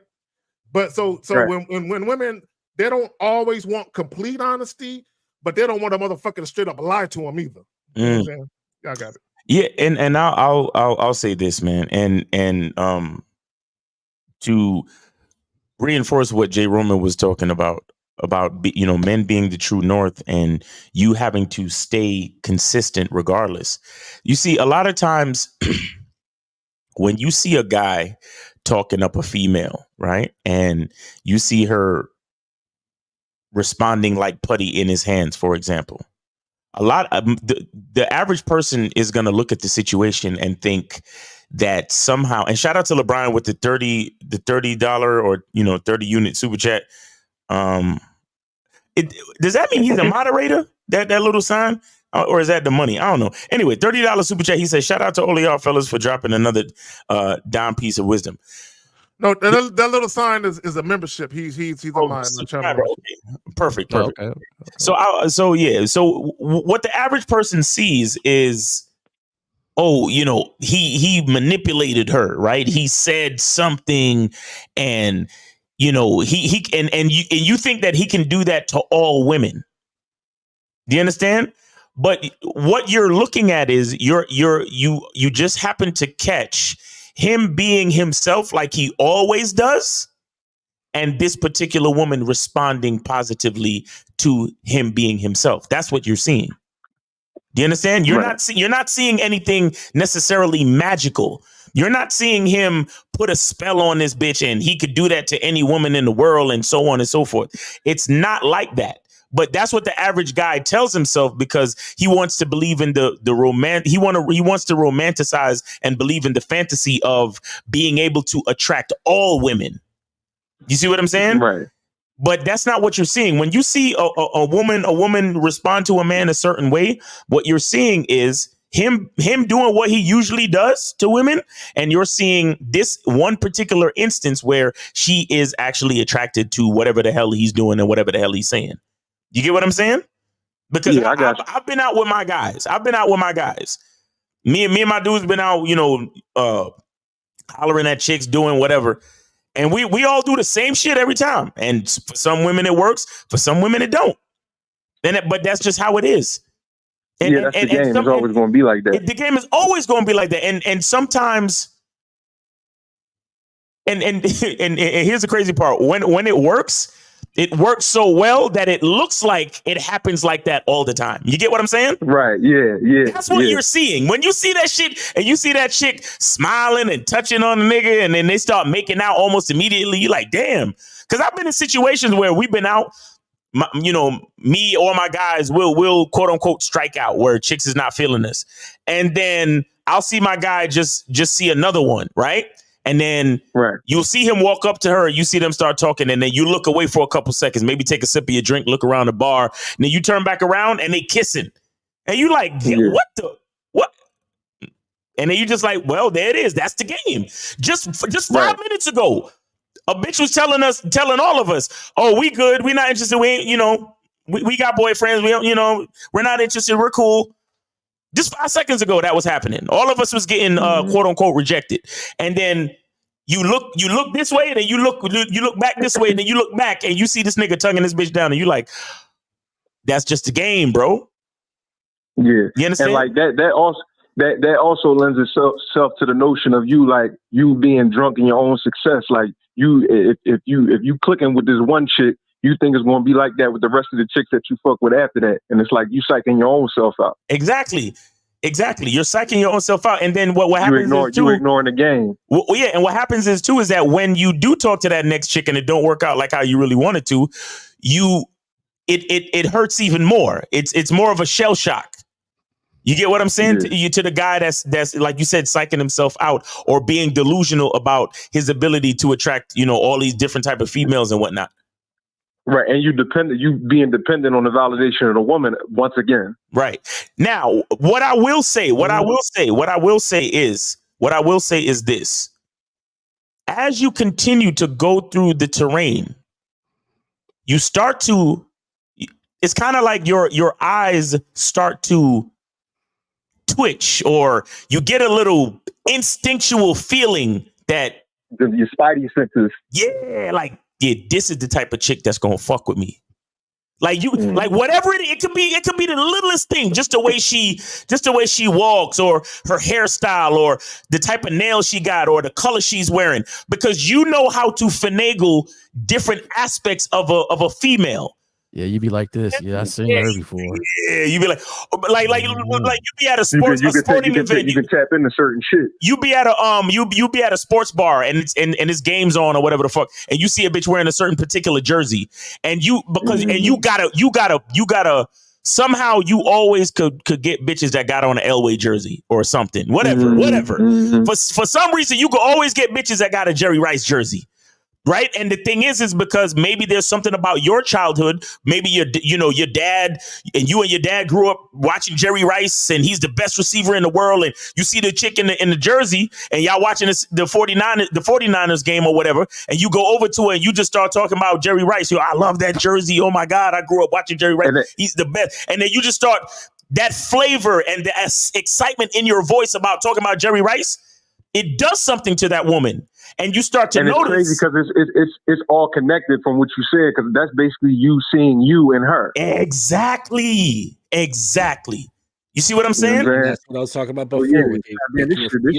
Full circle. But this is why, for example, why Lucario tells guys go talk to 25 women a day. It sounds ridiculous, but it's when we do that, you have to understand that this is for the guy that has almost no fucking experience. You got to understand this. And the reason why we say that number is because guys need to get that experience where they start to pick up on those little instinctual cues that like gravitate them to the women that they know will find them attractive. And then that's when you start to see the pattern and how to actually pattern of behavior. Exactly. You start to see it. You start to see it. Like you'd be like, you already know, I'm not even going to waste my time with this chick over here. I'm going to definitely go over to these group of chicks over here. You see what I'm saying? Right. And it's always based on you. It's always based on you. Exactly. Let me say this real quick about patterns of behaviors. Once you've experienced dealing with a lot of women, you can talk to a woman for 2 or 3 minutes and see it right away. Exactly. Yeah, I already know what it is. Right away. Yeah. But there's a certain level of confidence too that you have to have when doing this. For me, it's my confidence level, not my ego. My thing I always say is I'm your type. You just don't know it yet. Right. And the thing is, like, I'm not going to spend a whole bunch of time trying to convince you that I'm your type. I'm not trying to convince you that I'm your type. So, even if that one doesn't work out, it's not that to me that I wasn't her type. Like, I'll never believe that. I'd never say something like, "Oh, I'm not her type." Like, no, she, she don't know me, right? She just don't know me, and we ain't got that time to get to know each other, right? And that's the thing. Like, you can't get, as a football player, right? One of the good knacks that football players have, a good one, especially quarterbacks, is they don't get too high in the moment and they don't get too low in the moment, right? So if they throw 6 interceptions that game, the next game, they're not taking it with them. The next game, those 6 interceptions is gone. It was a bad day, bad game. We moving on from that. And the reason why you don't want your quarterback thinking about those 6 interceptions is because now he's a little bit gun shy. He's not throwing it right. the timing he needs to have something happen.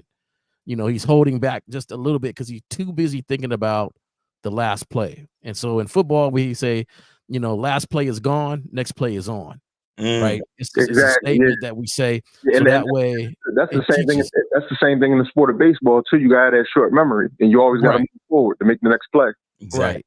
And so you do that, and you don't do it with blinders on. Like, you still, you threw 6 interceptions. You just learn from it, and then you move on, and you go from there. And I think that the thing is, guys get so down on the low. Like, you got at a girl, she didn't, she shot me down, and she shot me down. And what not for me is she don't know me yet, right? She didn't take the opportunity to get to know me yet. Because if she did, I'm her type. Like, and there's a difference on how you walk away from situations. You on mute, Zach? No, I was real quick, J. Roman. That's the confidence you have. Give me 5 minutes with any chick. That you're supposed to think that way. Just give me 5 minutes with her. Yeah. So, and the reason I say that, because there's some comments about the confidence when we're talking about this whole thing. What type of confidence do you have to have with it? And that's the thing. And you have to make sure it doesn't get your ego, because fake ego confidence is different, because every time somebody knocks at that, it's chipping away at that confidence, right? Because it's your ego is more involved in it. Like, the audacity, I can't believe, and I can't, the thing is, when you have the confidence and it's not attached to your ego, you understand what could happen. It just doesn't bother you. Right. Yeah, and as far as the confidence man, goes, I appreciate the game. Philip, my bad. You about to say something? I was just off of the confidence thing. If it's a new thing for you, right? So someone had asked in the chat something about confidence and belief or whatever. You have to overshoot. So you have to overshoot, be overconfident to work past your inner speed bumps, your inner restrictions that you have. So you got to overshoot, kind of like when they're talking about like earnings, I remember reading this book. They're like, oh, well, what's your goal? All right, I want to make $200,000. Well, if you want to make 200,000, make 300 your goal, and you'll probably make 200. So it's the same thing with confidence. Like you shoot for that 300,000 level confidence, and you'll probably come off as 200 because you're still dealing with that internal crap that's holding you back. Right. And then you get used to it, and you can dial it back and be natural about it. Justin, go ahead, my fault. No, real quick. It's kind of like, I always say if there's a room with 10 women in it, you're supposed to have the mindset I can get all 10. Now, in reality, can you get all 10? Of course not, right? But what it does to Mr. Justin's point, excuse me, is your subconscious fears, your anything you have, because you got to understand, 95% of your brain is based on your subconscious fears, concerns, and all that other shit. Yep. So all that low self-esteem shit, insecure shit, lack of self-assuredness is stored in your subconscious. This is why a guy might say, oh, there's a girl over there that looks hot. And consciously, he says, I want her. And he'll go talk to her, but because of his subconscious fears and concerns and all of that, it will literally impact him in a conscious moment and how he speaks to her. She's out my league. It'll come out in his speech. Yeah, exactly. Now, what I wanted to ask to Mr. Justin's point, like when does overconfidence become overcompensation? That's kind of what I'm talking about. Like, because all right, so if somebody has this super high level of insecurity about themselves, they think terrible about themselves, you have to do the exact opposite, like 1-to-1 ratio, and really work hard against that. Because if you say you've got if I could put it like a level 10 insecurity, okay, if you put a level 2 confidence as a deterrent to that, it's not going to work. You have to put equal or greater than what you're working with to really combat those things, because part of you doesn't believe in it. Part of you is actually going to fight. Your own mind is actually going to fight against you in trying to do the things you're doing. This is how the fucked up thing, how the ego is. It likes to be comfortable. It likes to stay where you are. It's going to be like, nah, man, you can't do that. You can't talk like that. You can't behave like that. You can't look like that. Just be how you are. It's going to look stupid. You're going to come off like shit. Everyone's going to laugh at you. People are going to think you're an asshole. It's going to try to sabotage you. So you have to work extra hard to push it down in its place until it gets dissolved, and then you can kind of dial it back and relax. Gotcha. And I think I was touching on it earlier, but we had a caller and things went. But have you ever been to a party, and you didn't dress for the party though? Maybe you were on vacation, maybe it was last minute, and you just threw on some clothes and you just went. And you get to the party, and maybe it's a little nicer than what you got on, or maybe it's just not the fit or how you regularly would represent yourself. But you still have a good time at that party. You still meet people, you still greet people, and in no second are you really thinking about your clothes. It was a thought, and you might have noticed it, but you were there and was like, oh well, I'm here now. Ain't nothing I can do about it. I've been to Halloween parties dressed as regular man. Right. And so you go, oh well, now there's nothing I can do about it, right? And so you proceed on, and I think that's what needs to happen a lot when it comes to certain things. Just proceed on. Right. Exactly. Yeah. But yeah, man, you have any other questions, Dave? No, I'm good, man. Hey, I appreciate the game, man. Hey, Miles, man, Brooklyn, Sunshine, whole Bed-Stuy, whole everything, shun, Fort Greene, shun. Yeah, shun the gods in earth. Word is more, nigga. Yeah, shun. Word up, man. All right, man. Yo, appreciate you, bro. Hey, see you on the lives in the morning, brother. Yes, sir. Take it easy. Me and my guy. Me and my guys on the lives be doing that bullshit in the morning time. So we got 470. You are on live with the Manhood is a Skill Set show. We got Mr. Justin, J. Roman, Miles, and the host K Zag. What is your name, age, city? Let's go. My name is Brian. I'm from Georgia. My age is 51. All right. Thank you for the information. What's your question? I have a question. It's maybe a little different from what you're used to getting, but it's an issue, and I want to hear your input or your advice. Hey, don't worry about it, man. We've heard it all, man. Don't worry about it. What's your question? I'm the age I just told you, and I don't practice sex before marriage. So I'm back in the dating pool again. And I was married, then I was divorced. So I'm back in the dating pool. Okay. So I'm meeting women. All right. And, we talk, and eventually, that comes up. And I tell them, hey, this is what I believe. And, we can talk to each other and get to date. But I don't believe in that before marriage. And then after that, they don't talk to you no more. Right. And sometimes I'll hear from, sometimes, that person will know a mutual friend of ours. And I'll hear they're kind of like talking bad about me behind my back, saying, you're not a man, or you got a little okay. Wait. Before we go too far, what's your question though? What is it? What are we trying to figure out? My question is, my question is this: how do I date and find the right woman without, as you said, being used for attention? Because that's what I think some of them are doing when there's no sex involved in that. No, they're not using you for attention. They actually want to have sex, but since you're not down to have sex, they don't talk to you anymore. If they were using you for attention, they would keep going out on dates with you and just use you for attention instead of stop talking to you after you tell them that you're waiting for marriage to have sex. Do you get that? That's a good point. Yeah, I didn't see it. Yeah, that's a good point. Yeah, but here's the thing. So there's a you have to understand that within the average dating market, right? Now, I'm not saying that it's going to be impossible for you to find what you want. You're just going to have to actually put in a lot more work and maybe go to church events, because you got to be strategic, right? If we are a specialized population, you are a specialized population. You actually believe in, buying the shoes without trying it on, right? You actually believe in no sex before marriage, correct? Right? Yes. So that makes you a little specialized. So that means you got to be a little bit more strategic, and you have to play the numbers game. So that means you're going to have to get on Facebook groups with people who believe in that type of stuff, or go to churches, or, go to events with, christianmingle.com and all that other type of stuff. You're going to have to be a little bit more specialized in how you do things. That's really all it really comes down to. Because if you're trying to talk to regular people who want to have sex during the dating phase, then you're going to have to figure out how to show value in place of no sex. Because these chicks want dick out here, sir.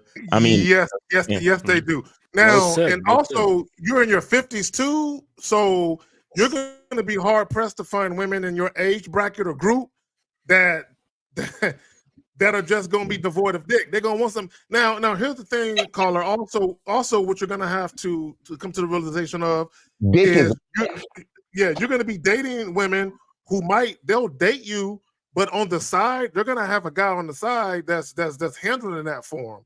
So if you're looking for a woman who's going to be exclusive to you only, and you telling her she can't get no dick, you're going to be hard pressed to find that. Now, like Miles is saying, what you could do is you can go to certain Facebook groups and you can type in abstinence, and there might be certain groups where they got that going on, and then you got to be a part of that, because I think there is a small percentage of the population, like Miles is saying, that either are holding out until marriage before they have sex at all, and also where they've had sex before, but maybe now where they're practicing abstinence. There are people out there who are doing that.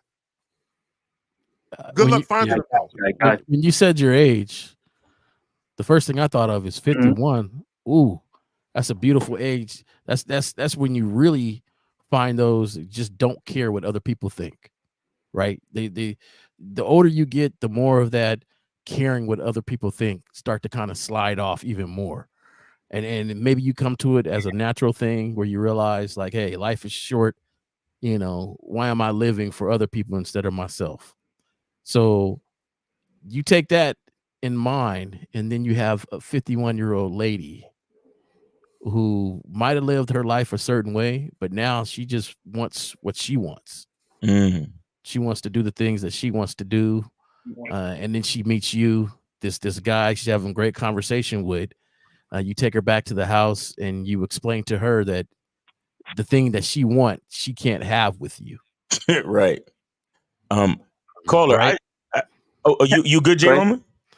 No, I just want him to mentally kind of get into that aspect, and your principle to your principle. How do you explain it to them? That's what I want to know. Is how do you explain that this is what they can't have? Like, what's your reasoning behind it? Well, here's what happened. I'll talk to them, and then I noticed, like, after maybe like a week or two, things start to get a little weird. Like hold on. Wait. Hold on. I'm sorry. How many dates is this after a week or two? I just want to know the amount of dates. Maybe like 2 or 3. 2 or 3. Okay. And things start to get a little weird. Go ahead. When you mean weird, that they start to rub on your leg or something? Like, what do you mean weird? Yeah. I can tell like they think that's gonna come up. Like, because I get the impression, no one's ever told me this, but I get the impression they're like, okay, why hasn't this guy tried to do anything, or why hasn't he tried to make any move? The fact that you describe it weird, it has me on pause, because we're way more mature than just weird for that. So to me, when you say, hey, they tried to, I can look in their eyes and kind of tell. Are they getting distant? Yeah. It's kind of, I don't know. It just be like, right, a couple things, caller. Right. So, all right. The first thing comes to mind is, how like the issues that short guys have, and they have a height thing, and they're always thinking about their height problem. And then they think that women are constantly looking at them, criticizing for their height problem because they criticize themselves about their height problem. So you have created this I don't know how much of a fixation it is, but you have this fixation in your head that now you are more likely than not creating these weird things because it's in the forefront of your mind of like, oh, she's not going to like this. You're calling up in the show asking about this thing when it shouldn't be a thing. It should be, this is my belief, I stand on it, end of story. Right? This is what I will say. It's not a problem until you create this problem. Okay. Now, for them to be changing behaviors, now these are linked. So now, because you have this fixation, you now think that their change of behavior has something to do with this thing that you're fixated on. It doesn't. It has more likely to do with your behavior. Okay. You can have fantastic game, not fuck a woman, and she's still going to get addicted to you. Okay. It has nothing to do with sex. All right. It has to do with how she feels, the way you impact her when you're in her presence. Okay. So, and I'll give an example. There was a client of mine from about 3 or 4 years ago, and he was like this, but he wasn't doing it for religious reasons. He was doing it for safety reasons. He was a very, very well-known person in Texas, had a ton of money. And he was like, and he got out of a divorce like a couple years prior. So he's like, you know what? I got to watch myself. I really have to watch who I sleep with, because he's like this minor celebrity with a ton of money and a lot of leverage. People know who he is. He's linked to politics and all that sort of thing. So he's like, I don't have sex with women until I know that she's my woman. Okay. He liked to date around. He just got out of a divorce, whatever. So he would do everything but have intercourse. So perhaps that's something you could explore, is if intercourse specifically is something you don't want to do, why can't you fool around? You know what I mean? There's so many other things you can do, and there's tons of toys. So phone sex. You can have phone sex with them. Consider toys, consider your hands, your mouth, whatever, but just no penis and vagina. Yeah, caller. Okay. Have you ever had phone sex with these women? No, I don't know what that is. Oh, Jesus. Caller. No. We're not going to go there. Look, that's caller, a rabbit hole. Listen. So listen, man. So you said they start getting weird, and then what happens? Because we didn't really finish the story. Okay. They'll kind of like indirectly hint, like, oh, they'll say something like, oh, so I don't know, I feel like you really don't like me, and you're not being intimate enough. Okay, and then what happens? Like, and then what happens? You lose touch? Then No. I'll keep in touch with them, and then I'll tell them, if you feel that way because we haven't, had sex, here's what I believe, here's what I do. Right. And then what do they say? Then what do they say? What do they say? They'll be like, yeah, that's cool, I respect that. And then they just never call you back again. Okay, now listen. Where are you meeting these women in general? One I met at Starbucks. Usually when I'm outside, maybe going shopping. Okay. Sometimes I go to the bar, like a restaurant. Okay, bar, so you're meeting these women. You're meeting these women at regular places, yes? Yes, I would. Okay, now do you go to church? Sometimes, yes. No. Do you? How many times a year do you go to church, bro? Maybe about once a month. Once a month. All right.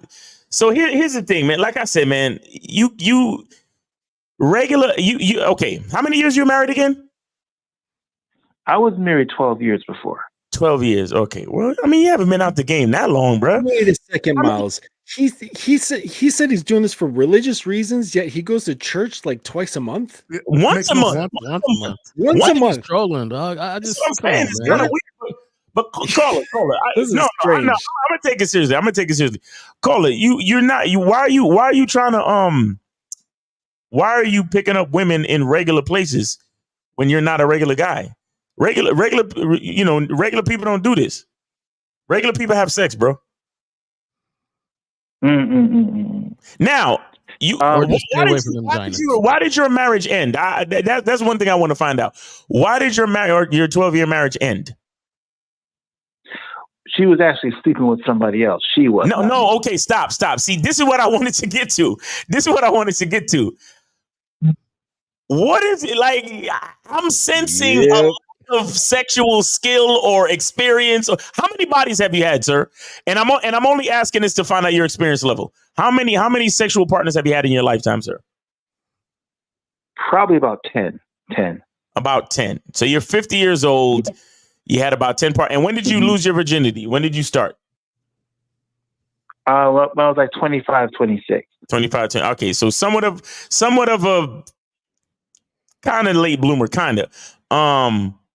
Okay, and how would you say your sexual skill is, like your repertoire, your sexual experience? How would you rate it in your opinion? How would I rate it? Yeah, like, okay, let me say it like this. Like, how important is sex and how much do you enjoy it? How much do you really enjoy sex? It's all right. Exactly. Nope. That's it right there. You said sex is all right. Bro, you don't have enough interest in sex, bro. Right. Like this, people who say sex is great. That's like going to John Coltrane and say, how's playing the saxophone? He's not going to be like, it's all right. He's like, this is the greatest expression of myself that I can possibly do in this particular moment. Right. That's what it is when you have experience and you enjoy expressing yourself in this way.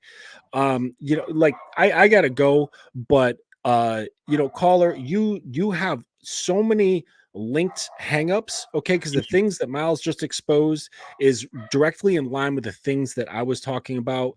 And they're all linked together. So with your mindset, the way you're approaching the whole sort of thing, the way you're believing things, you got a lot of things to untie, man. You got a lot of knots going on in your head. I think this is not going to get solved through a single call here on the show, though we do appreciate you calling in. It's great content, but to resolve your issue, it's going to require probably like a couple weeks of coaching just to get your head straight. Get with the Dominance Academy, correct? Yeah. Justin at thedominanceacademy.com. That's my email. Yes. But yeah, just shoot me a line, and because you got a lot of tangles going on in your head, brother. Yeah. But fellas, I got to get going. Okay. There's stuff going on over here. So right, brother. thank you for having me. It was good touching base with you guys again. Yes, sir. Unfortunately, all my Saturdays free, but it was great getting on the show.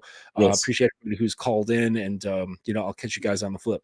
All right, peace, man, and thanks for coming through, man. We appreciate you. All right, thanks for the conversation. And guys, go to Justin at thedominanceacademy.com. Justin at thedominanceacademy.com. And caller, no, go ahead. Yeah, go. I'm sorry.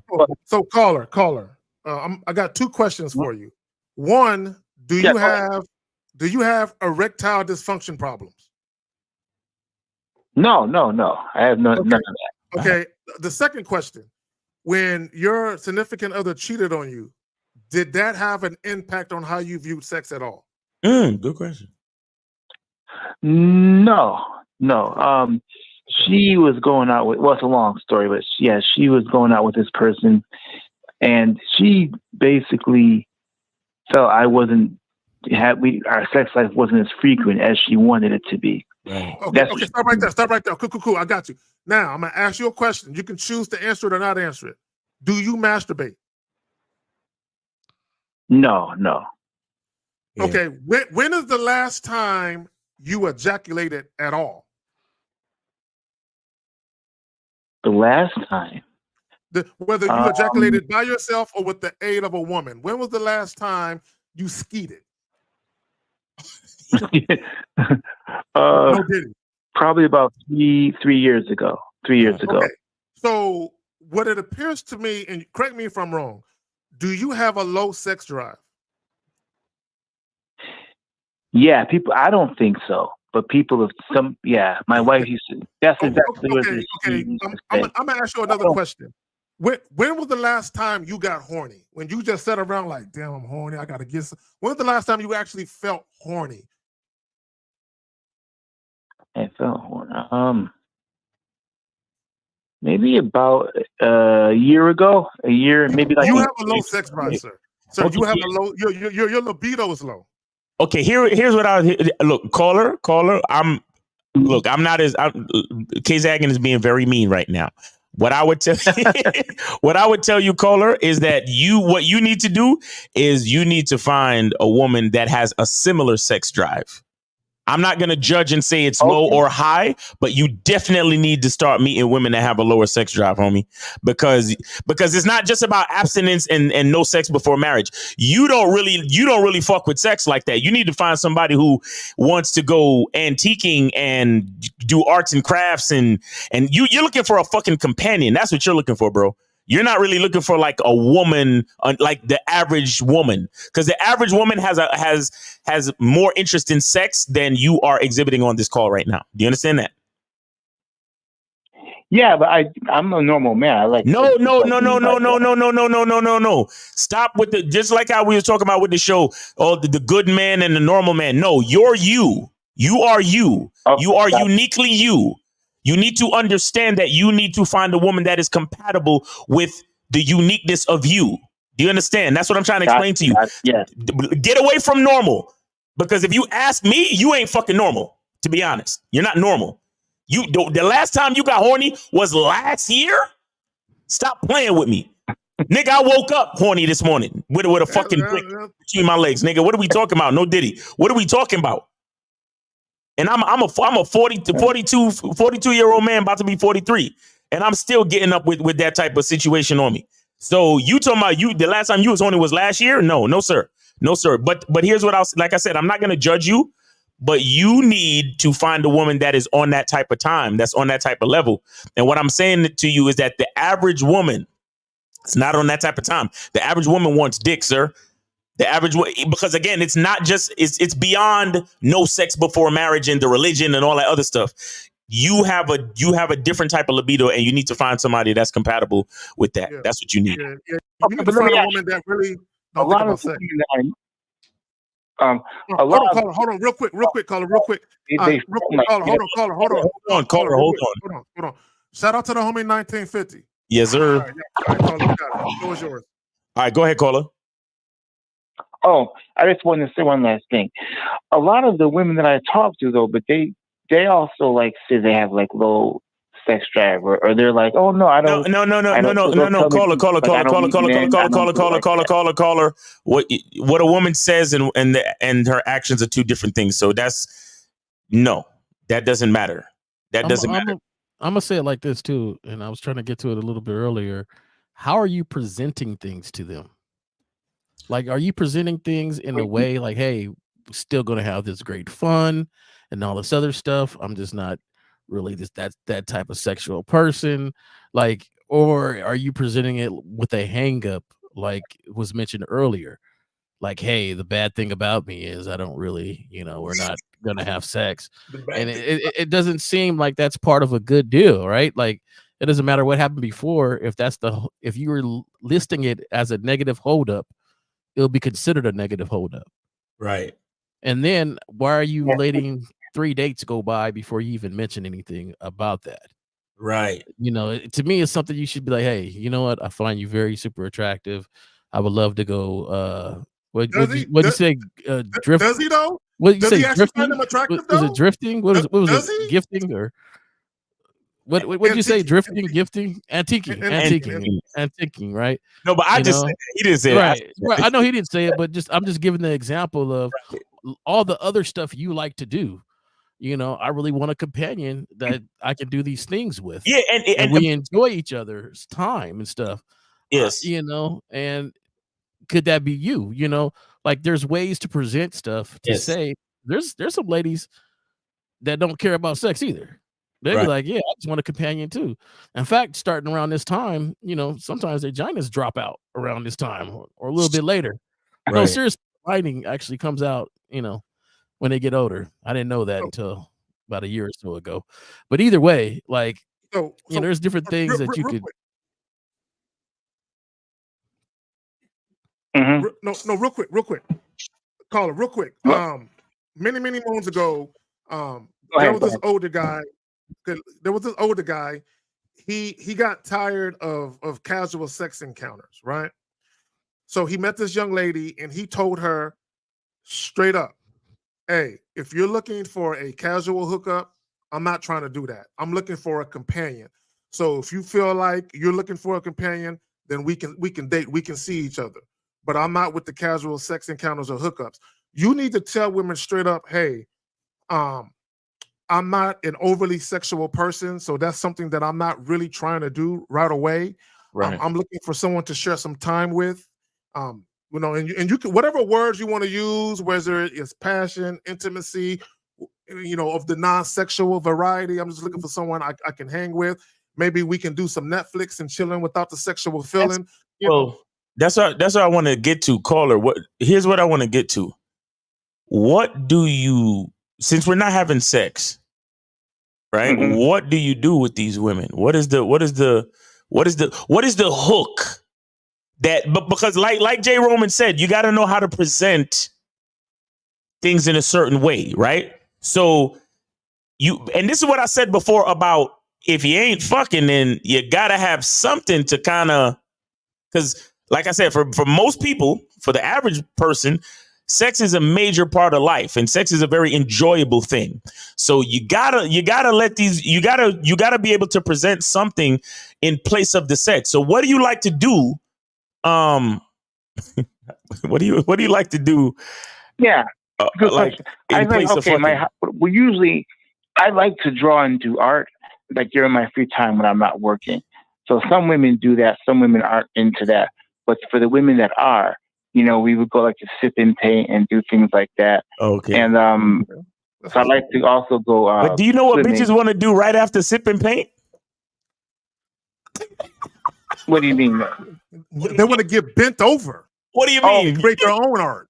What do you think she's thinking about while she's sipping and painting, brother? God damn. Call her. And then he's a bit ingenuous. Hold on real quick, because he's a bit ingenuous too. If you know you're not that much of a sexual person, what if a lady did wait until you guys got married? And now she's thinking it's bend over time and we're really about to get it in. We're about to have a lot of sex. And then she still doesn't get a lot of sex. She'll do the same thing his 12-year wife did. So it's best that you be honest from the jump and say, hey, this is what I like to do. This is what I need companionship for. And we go from there. He might have to have an open marriage. You might have to do that. You might have to do that, bro. And I'm dead serious. If you're really looking to get married, unless you can do what Miles was saying, find a woman who's compatible with you in that regard, where you guys' sex drive are kind of on equal plane. Because if you're dealing with women who have whatever a normal sex drive is, I'm not a doctor, but whatever a normal sex drive is, or even a high sex drive, if you're dealing with a woman that likes to fuck and you don't, there is no way you guys are going to be compatible. So you might have to have an open situation where she does her thing. And then you said you had 10 partners, but you were married all 10 times? No. I was only married once. Oh, good question. So when did you not having sex before marriage come in the picture? Yeah. Good catch. That probably came in the picture like it was actually, that's not true. It came into the picture actually before I got married the first time. I would say about 2-3 years before that. Before I got married the first time, I didn't practice. I didn't do that. Then we got married. Of course, we had a sex life, and then after I got a divorce. That's basically what I did. It's the same thing after I got a divorce. Hold on, how long since the divorce, though? Okay, hold on, real quick. Okay, let me do this. Caller, give me a second. How long since the divorce, though? I kind of want to know that. Hold on, real quick. Ladies, this is why you got to share us. All right, go ahead, Jerome. Go ahead, Jerome. How long since the divorce? About 3 years. 3 years. Yeah, I've been dating for about a year and a half, 2 years. But okay, now in the year and a half, 2 years, how many women have you encountered that, like you said, walked away or whatever, however you put it? How many times? How many women? Yeah, probably about 8 or 9. Okay, not 10, but 8 or 9. Yeah. So you've highlighted the sex as the issue. Is there any other issue you might think of? No, to be okay. The women, because of what I did, the sex reason, they're the ones that walked out. But I dated maybe 10 of. I've talked to other women, but sometimes we just weren't compatible for other reasons. But usually, after it gets I know she likes me and I like her, then when that comes up, that's when they kind of leave you. So, but that's the last straw. I ain't doing that. Okay, let me make a point. Caller, this is the problem. You're not dictating what you want to happen. What you're doing is you're kind of just you're kind of just fumbling along, and then when a woman starts to show you things, now it's a problem because you never dictated or set the tone for how you want things to be. Right? If you want a certain type of interaction with women, you have to dictate the pace and the flow of that interaction. You're not doing that. Double entendre. Yeah, you're probably right. Yeah. No, it ain't no probably. I am right. If you know that you have a low sex drive and you can date a woman for months and never even think about sex, you have to kind of let that be known from the beginning and do this. You have to kind of show women why dating you or dealing with you has value minus the sex. Right. Let me stop you there just for a second. I want to say something because here's the problem, though. Usually, when I talk to these women, they'll be like, "Oh, I don't have casual sex. I'm not that type. I'm not in it for that. I'm not the type of girl." It don't matter. Don't listen to women. Women. In the beginning. Okay, and how's that working for you? And do you still believe that that's what they mean? Go ahead. Bro, you had a woman of 12 years leave you, and you still listen to what the fuck women say? What's wrong with you? You still give a fuck about what women say? Pay attention to people's... Okay, caller, you're 50-something years old. I'm sure you heard this idiom before. Actions speak louder than words, correct? Definitely. So why the fuck do you care about what these chicks say, bro? Well, it's the only thing I had to go on. It's just what they were telling me. It's not. No, you're not listening. You're not listening. Jay Roman just told you. Kay Zagnan just told you. You have to let these women know why it's valuable to be with you. So you have to focus on what makes being with you special, since you're not going to be fucking these women on a regular basis as they normally would expect. That's what we're trying to explain to you. So at that point, when you figure out how to show that value, it doesn't matter what she says. It only matters what she does based on the value that you provide as a man, bro. That's what we're trying to get you to understand. You still keep asking us, oh, well, every time I talk to these women, they say this and they say that. It doesn't matter what they say. They still fucking ghost you, don't they? They still stop calling you back, don't they? So why does it matter what they say? Your goddamn your wife of 12 years told you for better or worse, and she left you too, right? So why does it matter what she said? Yeah. I'll tell you this, and if you got a woman waiting for 2 years and after marriage, and the sex game is lame, she's gonna be upset. Of course. So, I mean, you got to understand what you're dealing with. Like, I hope you waiting so long before having sex is to bring more energy to the tiger. Like, maybe she says after that whole time, she's like, "Woo, it was worth it." Like, I didn't know, man. Or is it just going to be something like, there you go. Caller, listen. You can't not have masculine potency and worry about what bitches say to you. You'll never be successful in your life, bro. You understand? Because you can't influence them with dick, and you're being influenced by what they say at the same fucking time. And again, what is the thing? Why would a woman want to be with you, bro? That's what you got to figure out. What value do you bring? What makes you a special man to be with?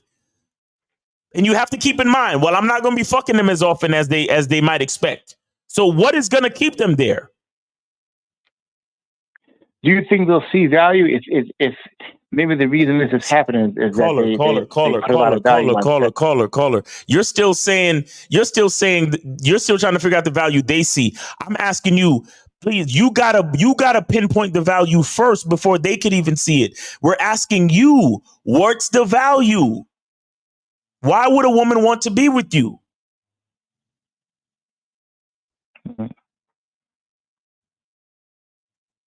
You see, you don't really have an answer, and that's the problem. Let me ask you a question. Rate your life on a scale of 1 to 10. Rate my life? What do you mean? Like how good or how bad is it? Rate your life on a scale of 1 to 10. 10 being good, 1 being the worst. Oh, I would say 8 or 9. 8 or 9. Okay, so it's pretty good, but you're working on some things. Yeah. Okay, so what makes your life an 8 or 9? Or let's just call it 8.5. What makes your life an 8.5? Tell us. I've achieved a lot of my dreams, the things I've wanted to do. I've traveled. I think I got a pretty good education. I'm not extremely wealthy, but I do well for myself. I've had good friends. I've been able to my ability. I like to draw and I like to do art. I sold a lot of my art. So yeah, I think my life is and plus I don't have to work for anybody else. I do what I love doing. Okay, good. So here's the thing. So the art seems to be the driving force, right? The art seems to be the coup de grace, right? Yeah. Okay. All right. So here's what we do. Bro. We got, like I said before, we got to be strategic and we got to play the numbers game. Now, there's two major things that you could do. You could go to religious events, religious situations, and you can go to art situations. You understand? You just told us that one of the chicks that you hollered at was at a Starbucks. That's a general place where all type of people be at. You got to be more strategic in your situation, and you have to lead with your art. Of course you could always go out to dinner, but try to figure out, hey, maybe we could go to a restaurant that they have art on a wall and they sell They sell art, or maybe we can go to an art exhibit and then go to dinner. Or you have to focus on what you enjoy, because when you enjoy it, them spending time with you will be enjoyable. Do you understand that? Let me add this. Let me add this. Caller, this is what you need to do. I don't know if you're part of any if you have a dating profile on any dating apps. You need to get on a dating app and create a profile that says specifically what it is you desire.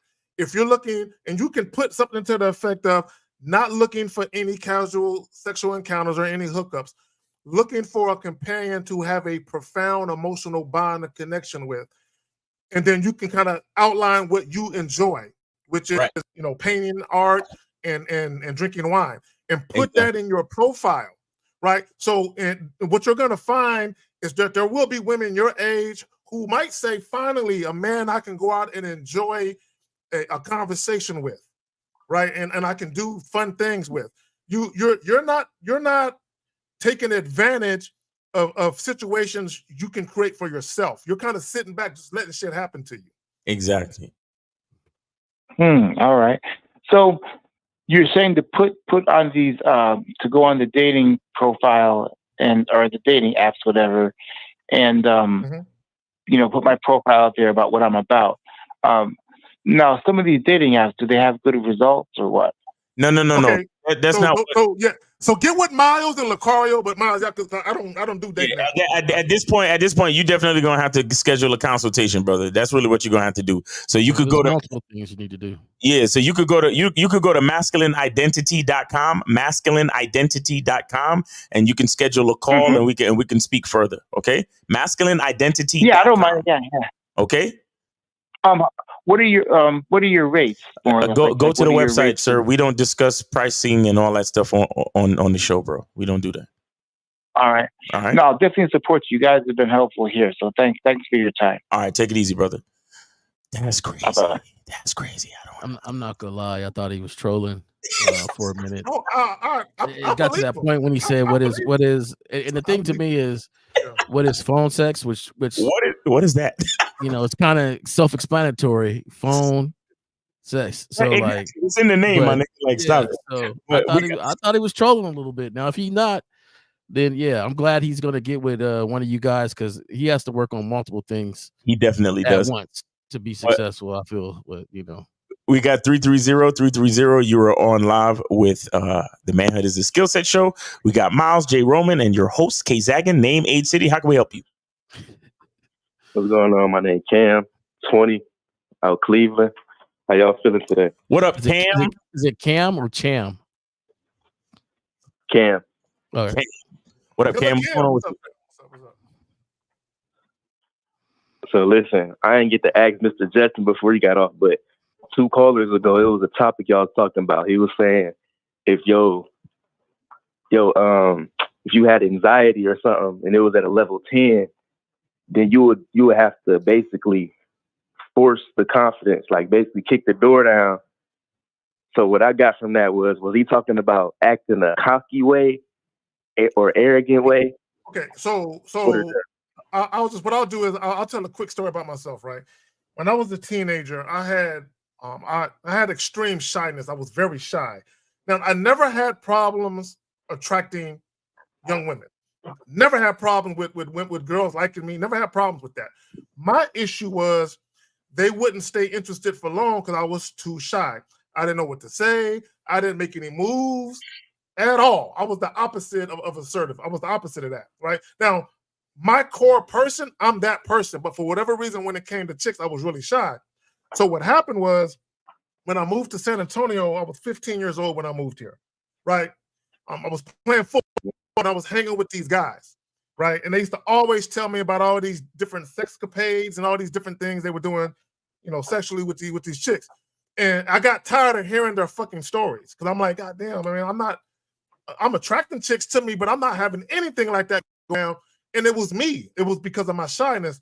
So one day, I go to this party after a football game. I go to this party and I ran into this chick and I just said, you know what? Fuck it. Today is the day I just kick down that door of me being shy and I'm gonna say something to this chick. So I just finally go over and I did something I never did before. I actually do some assertive shit, and I'm talking to this young lady. A week later, I'm at her house fucking, right? So it took me to just get over the mental block and just say, I'm gonna go over there and say something. But not only am I gonna say something, I'm gonna say something assertively and sexually and get it popping. Whatever happens, happens. And then I was a beast ever since then. I got out of my own way. How old are you again? Well, me 20. Yeah. Okay. All right. Well, I can't give you my acknowledge, but for people that are not 20 and older, if you've ever been tipsy, and to the point where you're talking to yourself, I don't know if you guys ever been to that point where you're like, "Hey, just get up. Okay, scoot your chair in. All right, walk over to the door. Say goodbye to the homies." Oh yeah, like definitely. you ever get to that tipsy and to that point where you're telling yourself, "I don't want to look a certain way," but you got to keep kind of making these steps to make sure you don't.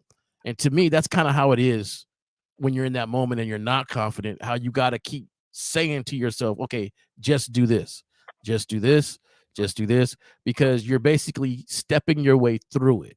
You got to push through it and step your way through it, and still do it how you want to be looked upon, right? Because when you're tipsy and you don't want to look that way, hey, push your chair in. You don't even know how you look to other people, to be honest. It's just something you said to yourself, and you're talking your way through it. And that's sometimes what you got to do in uncomfortable situations. Instead of cowering to the situation, you got to push through it.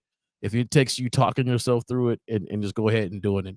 And the more times you do that, then you won't be talking to yourself. It'll become natural. Like to say hi and speak to women, it's not a second thought to me. It's just natural. Right. Like I don't have to go say hi. Don't touch your clothes. Don't look, don't look away. Look her straight in her eyes. Like I don't have to talk and say that stuff to myself because I just do it. And I think that's what people got to do. Yeah, stop thinking and just go do it. Like when I told you the story, I stopped thinking and I just went and did what men do. We're action. Yeah. We're about action. We go do shit. Exactly. And that's all you got to do as a man. Go do shit. So, Caller, you good? You have any other questions or follow-up questions? Yeah, let me ask one more question. So when it comes to that, because I used to always worry about, I don't want to do it because it might come off as inauthentic because I'm telling myself that ain't who I am. What? So you saying disregard that and just do it. Wait. You got a different issue if you tell yourself that ain't who you are. Wait, hold on. What are you telling yourself that's not who you are? Then who are you? No, so for example, let's say if I see a woman I want to get at, right? Then that fear kick in. And I be telling myself like, "Damn, I don't want to go over there. That ain't who I am." Like, wait. Like what you mean that ain't who you are? What you mean that ain't who you are? You see the girl and you want to go talk to her, correct? Right. So what do you mean that's not who you are? That's who you are. What are we talking about? That's the ego. The ego. So okay, all right. So what's the fear? What's the fear? What's the worst that could happen when you go over here and talk to this girl you find attractive? What's the worst that could happen? She can just say no. That's it. Okay. Oh my God. No.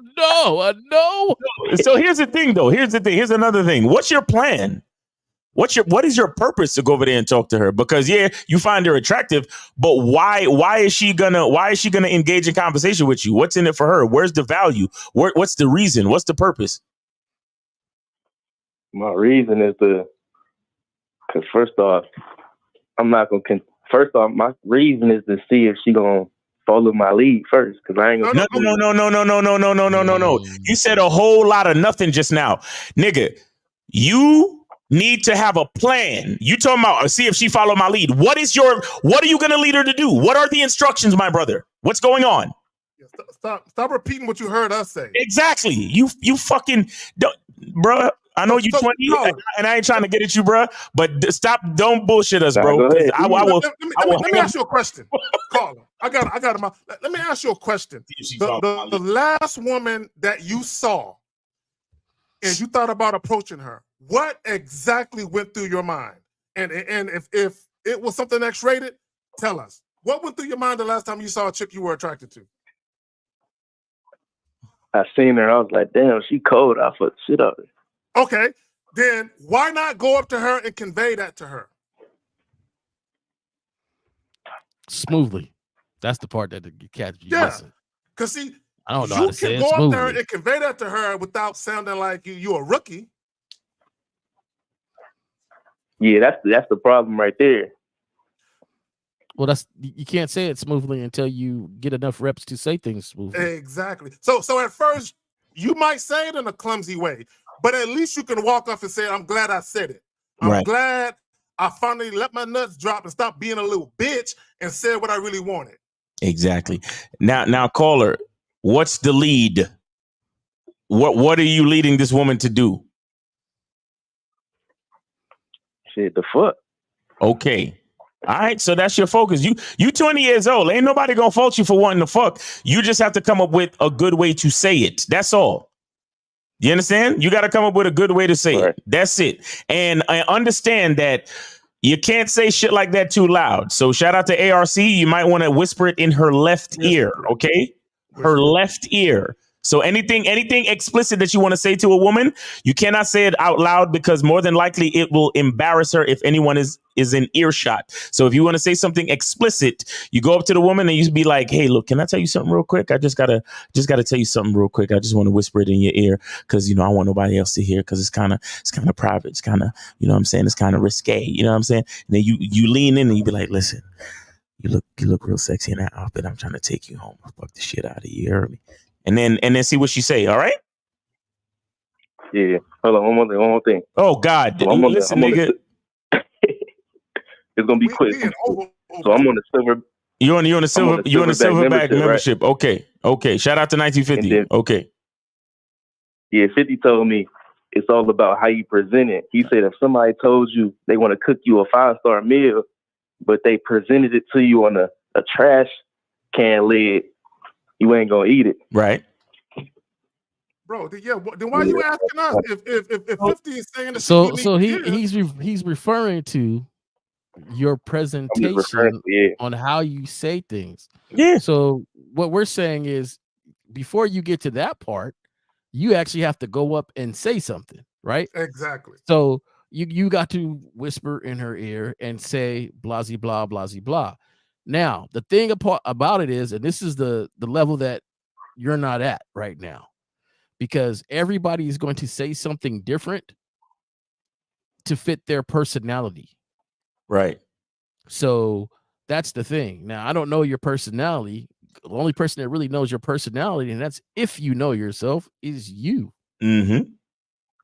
And in that very moment, how are you feeling? There's times I went to get up women and I didn't feel like saying a lot of different stuff besides, hey, listen up.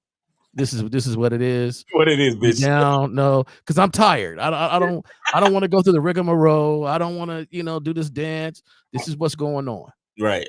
So in that moment, when you looked at her, you went across the room and you said to yourself, damn, I just want to get horizontal. Right. Mm-hmm. So you just go over there and say, hey, blah, blah, blah, blah. Now, the reason I say blah, blah is because nobody can put words in your mouth. Exactly. You can learn from stuff they said. Like, I'm surprised you even interrupted Miles because he might have gave you a one-liner. Like, I ain't gonna lie, I steal people's one-liners all the time. And I just make it my own and put my own little zing on it. It might work, it might not work. But the thing is, it don't stop me. Right. So the thing is, you have to present things that seems like it's fun to do, not boring. Right. Exactly. And you got to say it with confidence where they believe it. Exactly. All right, Caller, we're going to let you go, man. You asked enough questions. All right, my nigga? All right, take care. Appreciate you. All right, take it easy, brother. Thanks for the call. All right, we got to take this last call. I really like you. Can we go back home and I lay you down? This is we got 240. I think this is 50 Fitzwell. What's up with your unk? What up? Yes, sir. Thanks for your patience there, unk. Yeah, you know what I'm saying? Yes. Yeah, I donated you yesterday, Carrie. You had that bomb-ass 20-minute thing about something, man. And I was like, damn. You say I think you was testing out some new equipment or new format, and your subject was, I forgot what it was. Fiasco, dating fiasco. Oh, dating fiascos. Yeah. I was talking about inadvertent behavior and how guys do and say shit, and they create issues for themselves. Mm-hmm. Yeah, because it took me back, pre-pandemic when I did some shit like that. But he's dropping some pearls up in there, man. He's dropping some pearls up there, y'all. Just call me Mr. Jim, nigga. That's all I do is drop precious stones. I will not. No Diddy. No Diddy, nigga. But also, man. So what's going on? Also, it's something that you. Okay, yeah. Also, it's something that you guys said. I think it was Carrie said something too, and you guys always say it about caring what someone says or thinks about you, right? Because your opinion's only when it matters. A couple of days ago, I walked up to someone and this woman and told her, we was having a discussion. A small, like I told her something about it. It was a product she was getting in CVS, and I said, you need to get something better, and this and that. We had this conversation a little bit. And then she had said something about hair products. It was hair products. She said something about hair products. And I looked at her hair now, because I know y'all on the Pineapple Show, y'all be getting on these bitches about their hair. I was looking at her hair, and I was like, shit. And she looked at me, and she actually said what you guys said, the validation seeking. She goes, well, my hair don't look good now, but after I do all this work, it'll look better. I said, is that? And then I asked, this is how it went on. I said, is that your real hair? And she looked at me. She said, yeah. No, I know. I mean, she said, well, no, it's not to here. I was like, okay, whatever that means. And she said, why are you asking if it's my real hair or not? I said, because I don't pay for hair that gets pulled out. I'm just, hey. I think she said the same thing. She said, uh-oh. That's what she said. She said, uh-oh. Hey. I said, what? Hey. Sexual innuendos, boy, when you know how to drop them. And let me just say this. Let me say this real quick. He was tired of getting any pussy, I swear, but it was just something to say, stupid. And she looked at me, she said, oh, uh-oh. She said, well, you gonna pull hair. She said, then she asked me, she said, so what do you do? That's what she asked me, what do you do? I said, I spread never-ending happiness around the world. Right? There you go. But she grabbed that stuff. She said, bye, man. And she walked off. But it was just the interaction of how I hooked her really quickly, where she was like, oh, And I said, that's all you got to do. You got to say something compelling to make them think like, well, wait a minute. What are you doing grabbing hair? Well, what are you doing? And I got it. So now I just go out and say stupid shit, man, that I want to do. And it's true. It's true. Well, see, and the key is 50. The key is don't be concerned with the outcome. Have fun. Exactly. See, and that's the problem. Guys have made dating into a chore where they can't even go out to a woman and showcase their unique personality because they're trying to hide themselves. Like what you said, I pull hair. Because she would ask me, what do you do? Well, in addition to pulling hair, I slap ass and grab the back of neck. I know how to multitask. I wouldn't have took it off a subject. I would have just said, hey, after that line, I would have just gave her, hey, take my number down. When your hair's looking better, I'll let you know. Like, yeah. And another thing I had too, man, like he said, following instructions, man. And a couple of weeks ago, I don't know if y'all saw my little short reels. A couple of weeks ago, once again, I had this youngin', man, 35. And I swear, it looked like I was about to create a Class A felony, man. What is up with this shaved pussy, man? It just looks. Wait, what? It looks perverse, man. I can't. Wait. What? You say you got a problem with shaved pussy? Yes, I don't like shaved pussy. I'm from the 70s, motherfucker. I know that shit look like fucking pedophilia. No, nigga. No, nigga. Let me tell you something. Nigga. No, I am in no way attracted to young. When they manicure that motherfucker right, it looks like an upside down hazard sign with the fucking pink exclamation point. That's what I want to look at. Yo, you an old nigga for real. God damn, nigga. That's right, nigga. See? Yeah, nigga. That's that Pam Grier shit. Yes. Hey, 50 man, you know, I agree with a lot of stuff you say, but on this one, I'm gonna disagree with you. Nah, look, I'm not attracted to no younger women. 60 shaving a pussy, I'll be like, nope. I'm telling you, man. That shit look like a Class A felony, man. I can't do it. I grew up attracted to Jane Kennedy. I grew up attracted to Jane Kennedy, Shaka Khan, you know, like, so I know the realm, the realm of what you're talking about, but I still like it shaved down. Nigga, shaved pussy tastes better. Nigga. Shaved pussy tastes better, bro. Brown, like, yeah, that goes the ends of me monetizing my video now. Oh shit, my bad. It's cool. It's cool. I'm not tripping. It's all good, gentlemen. I'm not tripping. It's all good. But it's just that's just me. Hey, look. That's just me, man. I gotta have something down there because I'm telling you, it's just something about that. It's like, hey, everybody like what they like, though. Everybody. The reason why people used to shave, they should shave because of the prostitution back in the day. That's all it was. Well, personally, I like the ability to have a woman go wherever I want to take her. So if I want to tell her, hey, grow that shit out for me, she gonna do that. When I tell her shave that shit, she gonna do it. However I like it is how it's gonna be. I don't like hair in my food, and so I don't expect hair in my food. Yeah. I mean, don't get me wrong. I prefer like you. I don't like spitting out shit. You know what I'm saying? You know what I'm saying? Yeah, it'll be. Nah, I like that shit smooth. You gotta brush it before you do anything. Oh, I got to. What am I parting it? Am I putting a part in braiding sides to go to school? Come on, man. Let me find out. Nigga be in the bed raking shit. You be in the bed raking. Hold on. This is my brush, but not that type of brush. Move that out the way, girl. Yo, 50, you got the Afro pick with the fist on it, and you be Yep. You be the red, black, and green joint. Yep. Nigga, the one that folds out. Yep. I got that. Nigga, stop. Yep. Let me tell you something. When they told us if she can't use your comb, you can't bring her home. That's not what they was talking about. 50.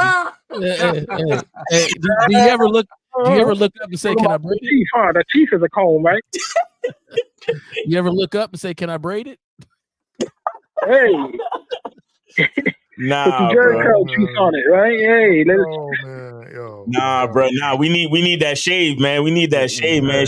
Shout out to all the wax houses out there that get it done, man. Yeah. Because for a brother to really get down and enjoy his meal, I can't have nothing. With my palate, dog. You know what I'm saying? Exactly. Nothing in the way. You know what I'm saying? 50, we on OT though, man. What else you got for us, man? Anything else or any questions? Just one thing, man. You know, someone tried to shame me. They try to call me a sexual deviant. No Diddy, but I was like, no, that's what I like to do. I like to watch niggas fuck live. What the fuck is wrong with that? What? You like to watch what? I like to watch couples fuck. What's wrong with that? You into voyeurism and all of that. All right. That's the whole other level. Yeah. And they call me a deviant. I said, no, you just don't like people to watch you. Oh, so what? You went to like a swinger spot or what is this? No, just like motherfucker walk up to bitches. I walk up to bitches and say, you fucking that nigga tonight? Yeah, I like to watch. Oh wow. Okay. 50. Yeah, see, I'm not gonna do level. all of that. That's a whole other level. That's a whole other level. Yeah. Nigga, hey, do you? See, that's me. Do me. That's right. Hey, I don't judge. Whatever people do, whatever they do, whatever you into. I'm actually trying to be the nigga fucking though. So Yeah, I'm trying to. I'm trying to be the nigga fucking. So. I'll be over there, smoking and drinking and nothing. Go ahead, do your thing. I might be instructing some things, but go ahead. I know. you know what? It's funny when you find out the certain levels and the things you like, right? You know, and how you find them out. That could be a whole different show, right? You know, so I'll just leave that story to the side there. Maybe that'll be one. What you do, the late night Tuesday show? Yeah. 50, you got to call in so we can explore that a little bit more. Yeah, call in, 50. Call in on the Late Night Tuesday show, man. All right. Okay, yeah, I can explain it what I like to do because I mean, I've been like that since I was younger and didn't really come out until maybe. Yeah, because there's some stuff I can get into a little bit more regarding that too. Okay. Yeah. All right. Well, hey, it's a good thing you're out there in Chocolate City because there's a lot of opportunities for that. It ain't Chocolate City no more. It's Neapolitan. Neapolitan. All right, 50. We appreciate the call, man. Thanks a lot. All right, y'all. Gentrification is real, man. All right, brother. That brother crazy, man. Lord have mercy. We went from two extremes. We had one old nigga that's waiting for marriage and don't fuck at all, and then we had 50 on some freaky shit over there on some voyeurism shit. Lord have mercy. Lord have mercy. What's crazy? If you work at a convalescent home or an older home, right? Yeah. When they get to that age, that's all they want to do. Yeah, they don't give a. Yeah, they like, don't. And they don't. And in fact, they don't even put it on condoms on or nothing too. So they got a rise of diseases. But then people are like, look, I'm almost like, how much more living I got right now? Like, they don't. I want to do what I want to do. So it's crazy. And then this guy's like, All right, gentlemen. Wear your condoms and get your soap. Get your condoms, get your soap. All right, guys. You stole that one, boy. All right. So hit that QR code, get your soap, guys. But I mean, it's we on super OT, guys. So let's wrap it up. Whatever y'all talking about, get it. Yeah. For those of you that got questions, hey, I got to ask that shit tomorrow because these calls was live. Yeah. Shout out to Steve the Dean in the chat. And shout out to Renee P. You know what I'm saying? Moderator extraordinaire. Yes, sir. And for the other moderators that was up in here, you know what I'm saying? Appreciate y'all too. For all you guys who had questions, for those of you who called, appreciate you. Shout out to Mr. Justin. Shout out to the homie Miles. Shout out to the homie Jay Roman. Yes, sir. All right. Peace. Yeah. Peace, guys. Real Game No Theory tomorrow, 12 noon. Make sure y'all tune in. For real. That's right. All right.